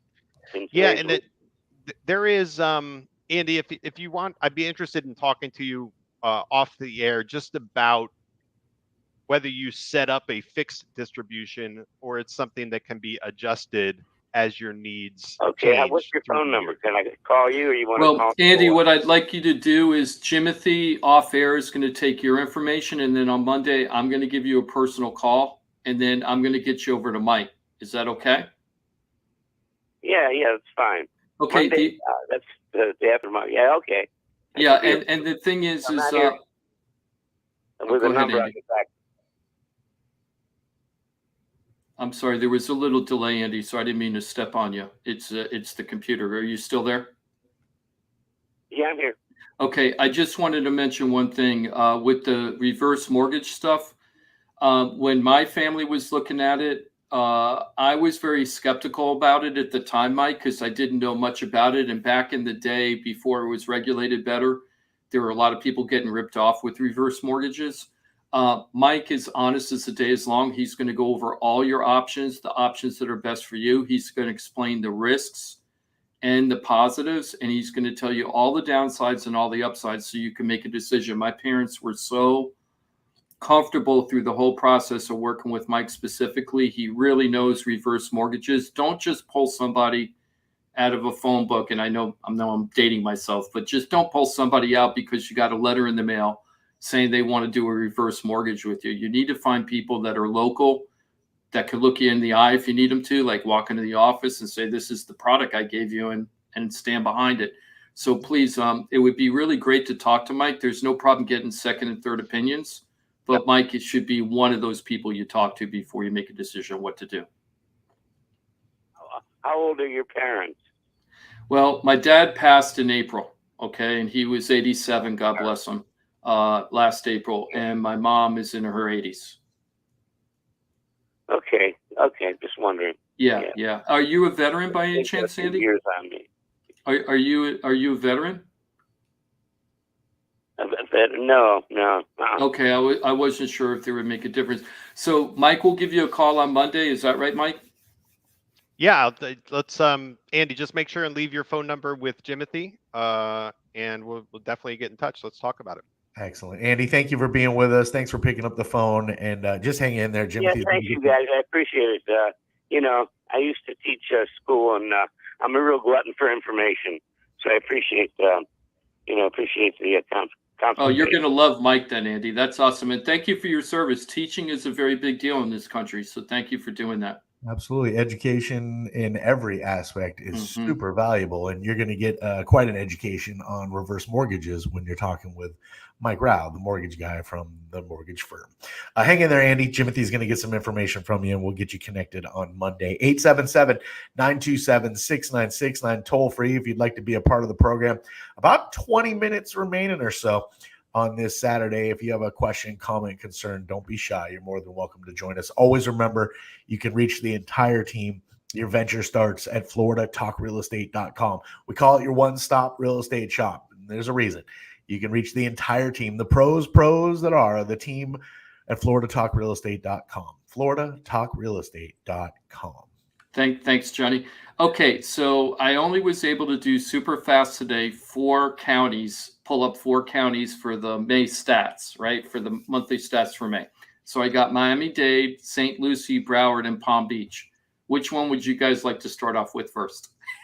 Palm Beach. Okay, let's do Palm Beach first. Okay, actually, Palm Beach actually has the most unusual stats. So thank you, Mike, for picking that one. That makes my life easier. Okay, so last week, what I said is that the report was going to be coming out this week and that we would talk about it on today's show.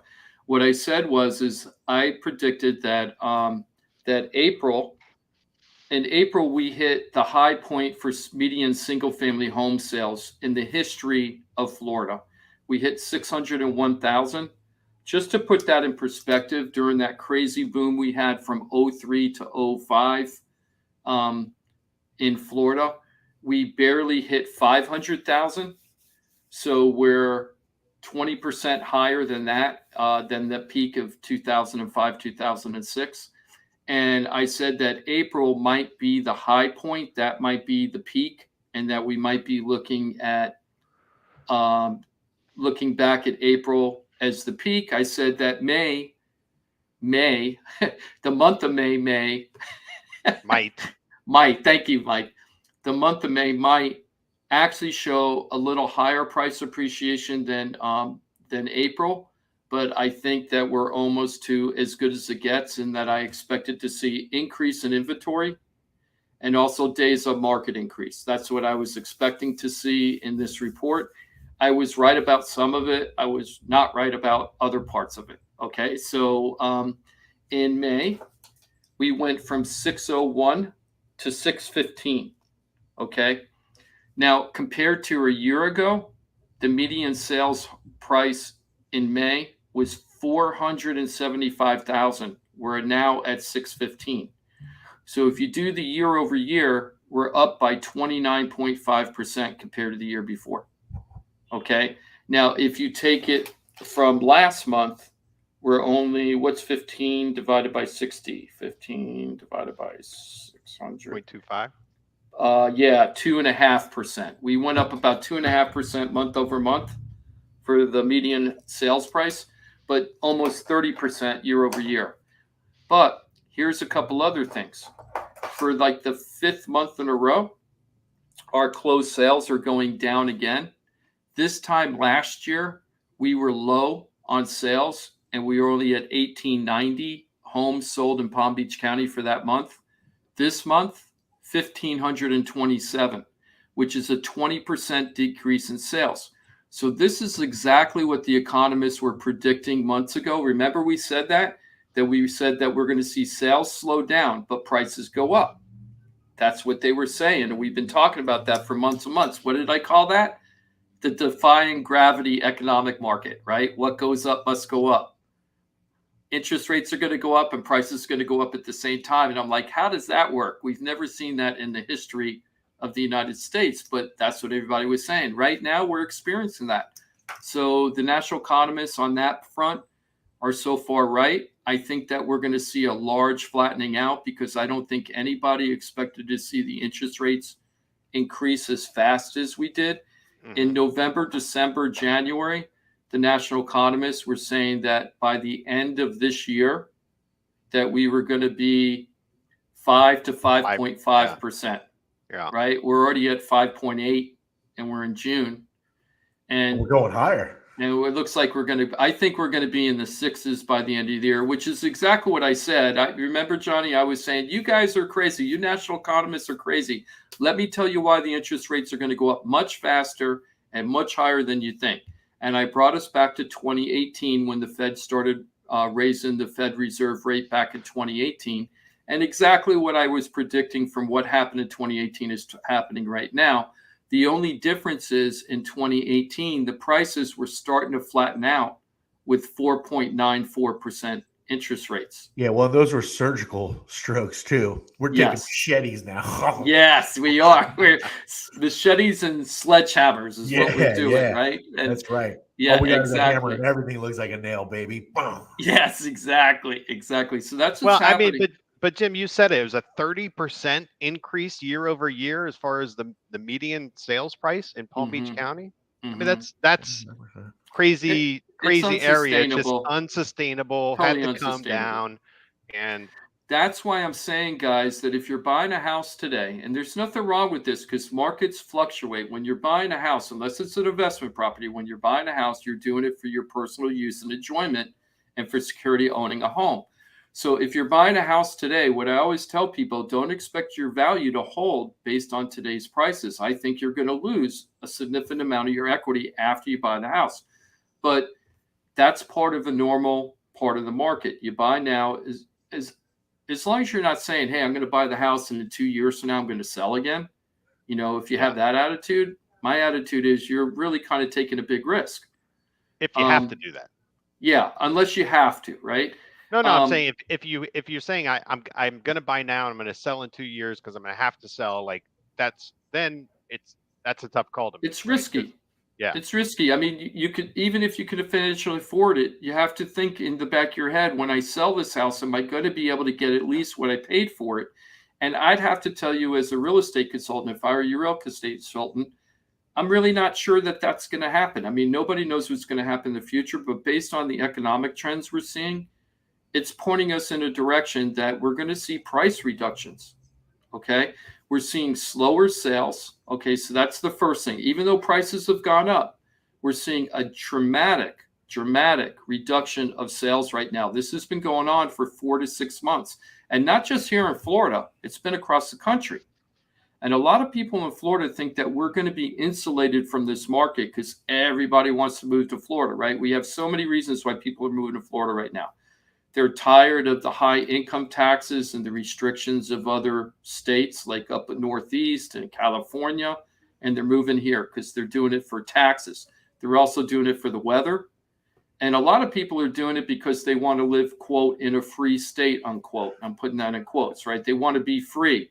So they're liking what our state legislature and governor is doing, and they kind of believe in that. So they want to come down here and be a part of that because they feel very restricted, as if they were living in like New York, New Jersey, Connecticut, Michigan, those areas. They're moving down here for a bunch of different reasons, and they think that we're going to be insulated from that. But what people don't get is the people moving down here aren't moving down here across the board. You're not seeing many people that are buying first-time homes moving down here. Okay? People that are buying first-time homes are not moving to South Florida, most of them. Right. Most of the people buying first-time homes down here live here already. Okay? You don't see people going from New York and go, I'm going to come down here and buy a $300,000 house. They're coming down here and they're buying $750,000, million, $1.2 million, because they're selling their house up north for a lot of money. They got tons of cash, and they think that we're cheap compared to where they live, right? Between income taxes, property taxes, you know, they're getting huge savings down here, which is why they're paying buku bucks to buy the houses down here. They're actually laughing at us when they're buying it. Are you kidding? You guys don't even know what your properties are worth. Sure. But then they get their insurance quote. It's a beautiful, until they get the insurance quote. it's a beautiful storm. But tell me if you saw this headline, because I think nationally we went for the median home in the country just went over 400,000 for the first time ever. Was that right? Johnny, you're probably right, just knowing what the trend was going, but I haven't read a report on the national stuff for a couple of months. So you're probably no better than me right now, but that would sound right. So when I heard that, I was like, "Whoo, man!" But when you're laying out the numbers, just Palm Beach County, and you know the sales from the people that are moving to Florida and what they're getting for the value of their homes, like it almost feels like the number's coming a little short. But I know there's pockets of the country where, you know, real estate hasn't been booming like it has in certain areas because real estate's not only neighborhood to neighborhood, but street to street, right? Now it's street by street and it's house by house. We're down to house by house now. And let me explain that. That's a good trend, a good transition for this trend, okay, to understand.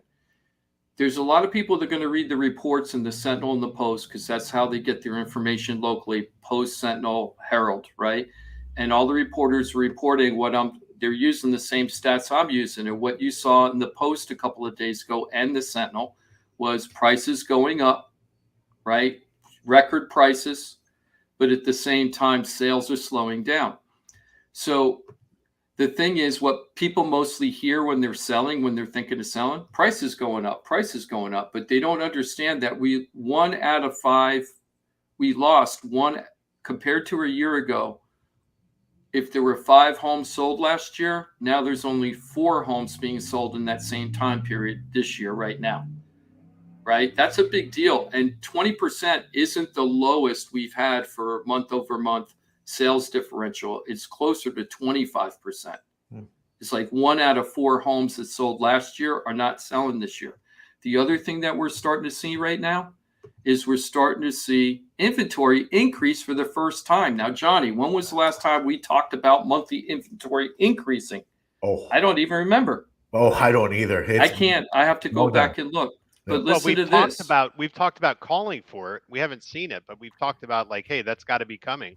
And I said in a last week's show, I'm already seeing it. I'm seeing way more active back on. I see way more price reductions and way more back on markets. Why? Houses aren't appraising. Sellers don't want to sell it for the crazy appraisal that they're getting, and I'm putting crazy in quotes right now.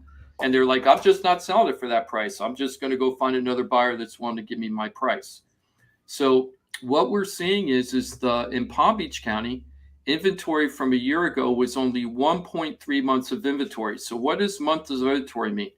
What that means is that if no other house goes on the market based on current sales, the rate of current sales, how long would it take to gobble up all the homes to get down to a zero inventory? And right now, a year ago in May, it was 1.3 months. This year, 1.7. Now, normal is 6 months. And when I say normal, that's a healthy market where it's not sliding towards the sellers. It's not sliding towards the buyers. It's just an equal market where the buyers and sellers go out there and find a house. But we are seeing it increase. I don't remember the last time it was 1.7 months. That's like actually a lot of inventory right now. The other thing we're seeing on the market, another thing like in the trenches is I went into a neighborhood. I'm not going to say which one because I got like 4 houses I'm trying to pick up listings over there for. But I saw one neighborhood. It's kind of where Mike lives, right? And over the last year, this is what I would see when I would go in. If I were comping Mike's house, I would go in there and this is what I would see. I would see 4 or 5 actives, right? 4 or 5 active properties on the market, but I probably see 3 to 4, maybe even 5 times that amount of pending sales. Okay. So for every 1 house on the market, there were like 3 to 4 houses that were under contract. What does that mean? As soon as they went on the market, boom, they were gone. As soon as they went on the market, boom, gone. Right. Well, now I went back and comped 4 houses in Mike's general area, which is a big area. And this is what I saw. I saw 16 active and 4 pending. Ooh. I'm seeing it all the time. So then, like me. The closer you are to my specific house, Jim, the less attractive it is. I don't know why that is. So the thing is that isn't like a Mike neighborhood problem. This is a trend going on in the country. I mean, in our area right now. So what does this all mean? Like if you're a regular person trying to win your way through this market, okay. So if you're selling your house, there's still going to be some people that are going to have tons of bidding, big bidding war, tons of offers, many showings, but it's going to be house by house, not even neighborhood by neighborhood. Well, Jim, let me interrupt you real quick. Like specifically the scenario we're just talking about in the Rauch neighborhood. Mm-hmm. Are they like ridiculously listed where they're like their attitude is, if I don't get this, I'm just not selling? Like, are they? Well, thank you, Johnny. Thank you, Johnny. So the county average right now for single family homes, according to the reports we're talking about right now, last year it was only 11 days on market to get into contract. So you put your house on the market, it took on average. I shouldn't say average, median. The median days on market was 11 days. This year, same time this year, still 11. Okay, so we haven't seen the days on market. But when I went to look at Mike's neighborhood to do comps, and I saw all these active properties, I'm like, wow, look at all these active properties. This is awesome for buyers. I got excited, right? Then I saw the days on market, Johnny, 38 days, 47 days, 76 days, 138 days. Very little, 7 days, 6 days, 5 days, very little of that, much more. And 38 days. I remember when we started this show where we had 6 years of inventory in Port St. Lucie. 6 years of inventory, months of inventory, not 1.7 months, 6 Right. years in certain neighborhoods. Okay. Wow. So Wait, so is the answer to Johnny's question yes, that they're like, make me an offer I can't refuse type pricing? I think that the sellers, this is, I call the Buffalo Herd. Remember that song, the Buffalo Herd or whatever? There was a rock song, not a rock song, it was a pop song a long time ago. A Buffalo Stance. Yeah, the Buffalo Stance, right? So the thing is that to me, like a Buffalo Soldier. Yeah, it's like people think they know the market, but they really don't know the market. So some of these people still have the attitude, we're in the hottest real estate market ever, you know, and I want what I want. And if I don't get it, I know somebody's going to come and give it to me. Now, some of these people are going to be right. Who are going to be right about that? When the house is on point. It's got a 3-year roof, impact windows, brand new kitchen, or a kitchen that's 5 years old or new and it looks like it's brand new, newer bathrooms, good flooring, pool doesn't need to be resurfaced and it's running correctly. The house is on point. Those are the houses where you're going to have it's, I should say the last thing, and it's priced right. Those are the houses that people are going to start flocking to. And all these houses that aren't in such great shape, this is what's going to happen. The people are going to go, so I'm dealing with an 18 or a 20-year-old roof, and you want me to pay what at 6.5%? And you want me to pay what for this house? And I know I'm going to have to put on a $40,000 roof. And this kitchen was built in 1989, and nothing's been done to this kitchen since. And, you know, and the flooring is in good shape, but, you know, it's a little dated. And you want me to pay what? At what interest rate? Those are the houses that are going to be sitting and sitting and sitting. And then the sellers think in their head, right? The sellers are thinking ahead. I'm in a great market. I'm in this awesome market. Why isn't my house selling? Must be a bad realtor. And you know what? They're right. You know why? The realtor put a house on the market for a crazy price, either because they didn't know any better or because they didn't know any better, or they were desperate to take a listing.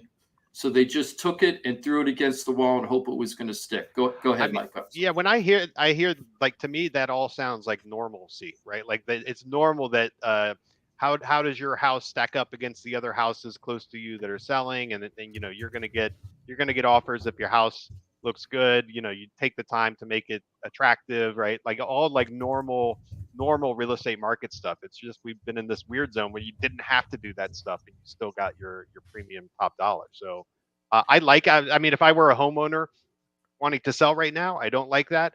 But as somebody who's just kind of, you know, in this market and hoping for, you know, stability and just, you know, steady growth or steady, you know, even just to be a steady market, that sounds normal to me. It sounds promising. It's that's what we want, you know? Very much so. Absolutely. One thing I have learned over the 10 plus years of doing this show, the market never stays the same. No. Just never does. Week to week, things can change. It's unbelievable. The information that gets shared on this show, I'm like, but just 2 weeks ago, we were, it is constant evolution. I don't know how you guys keep up with it.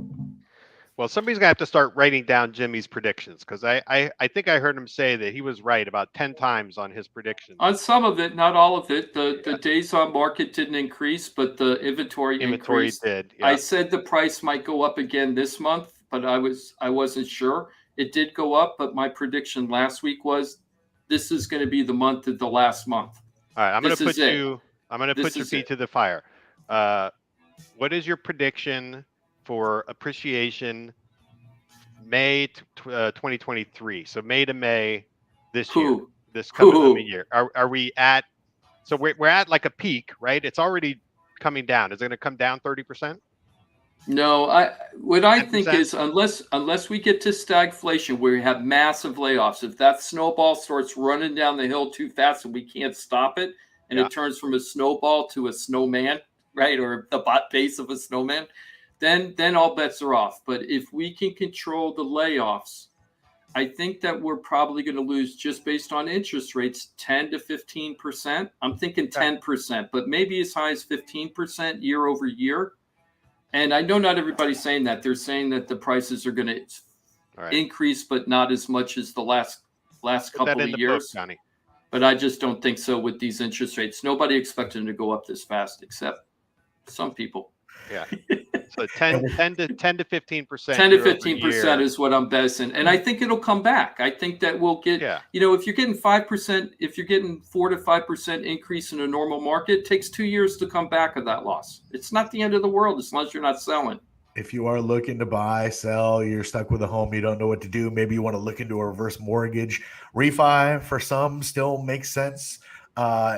Have it make sense. Get the information you need. See if it works for you and your family. Go to floridatalkrealestate.com. This is your one-stop real estate shop. You have pros that you have access to, people that are experts in their field, in this grind every day, going through the changes on a daily basis and tweaking what they say to make sure you have the right information. You have a learning curve every day. And with this team, you have people that are in it every single day. FloridaTalkRealEstate.com. On Facebook, you'll find us, Florida Talk Real Estate. YouTube as well, Florida Talk Real Estate, LLC. And remember, every Saturday, we give you 2 hours of infotainment. Thank you for being with us. Mike Rauch, I hope you have a great remainder of your weekend. You too, Johnny. Thank you very much. Thanks, everybody. Thank you, Mike. Please have a great weekend as well. You guys have a great weekend. Thanks, everybody, showing up. And we'll have a great show next week, too. Is next week 4th of July weekend? It is. Yeah, it is. Let's hope Ross is doing well on his paddleboard. Yes. And you still have an opportunity to go on Facebook. Look for Ross in the post there on Florida Talk Real Estate Facebook page. You can kind of dig into your pocket and help out Ross as he's helping out for a great cause on a paddleboard from Bimini. Hey, stick around. The locker room is next. It's Greek and Joe. Jimothy's going to hang out too. 4 hours for you. The locker room always follows Florida Talk Real Estate right here on Real Radio.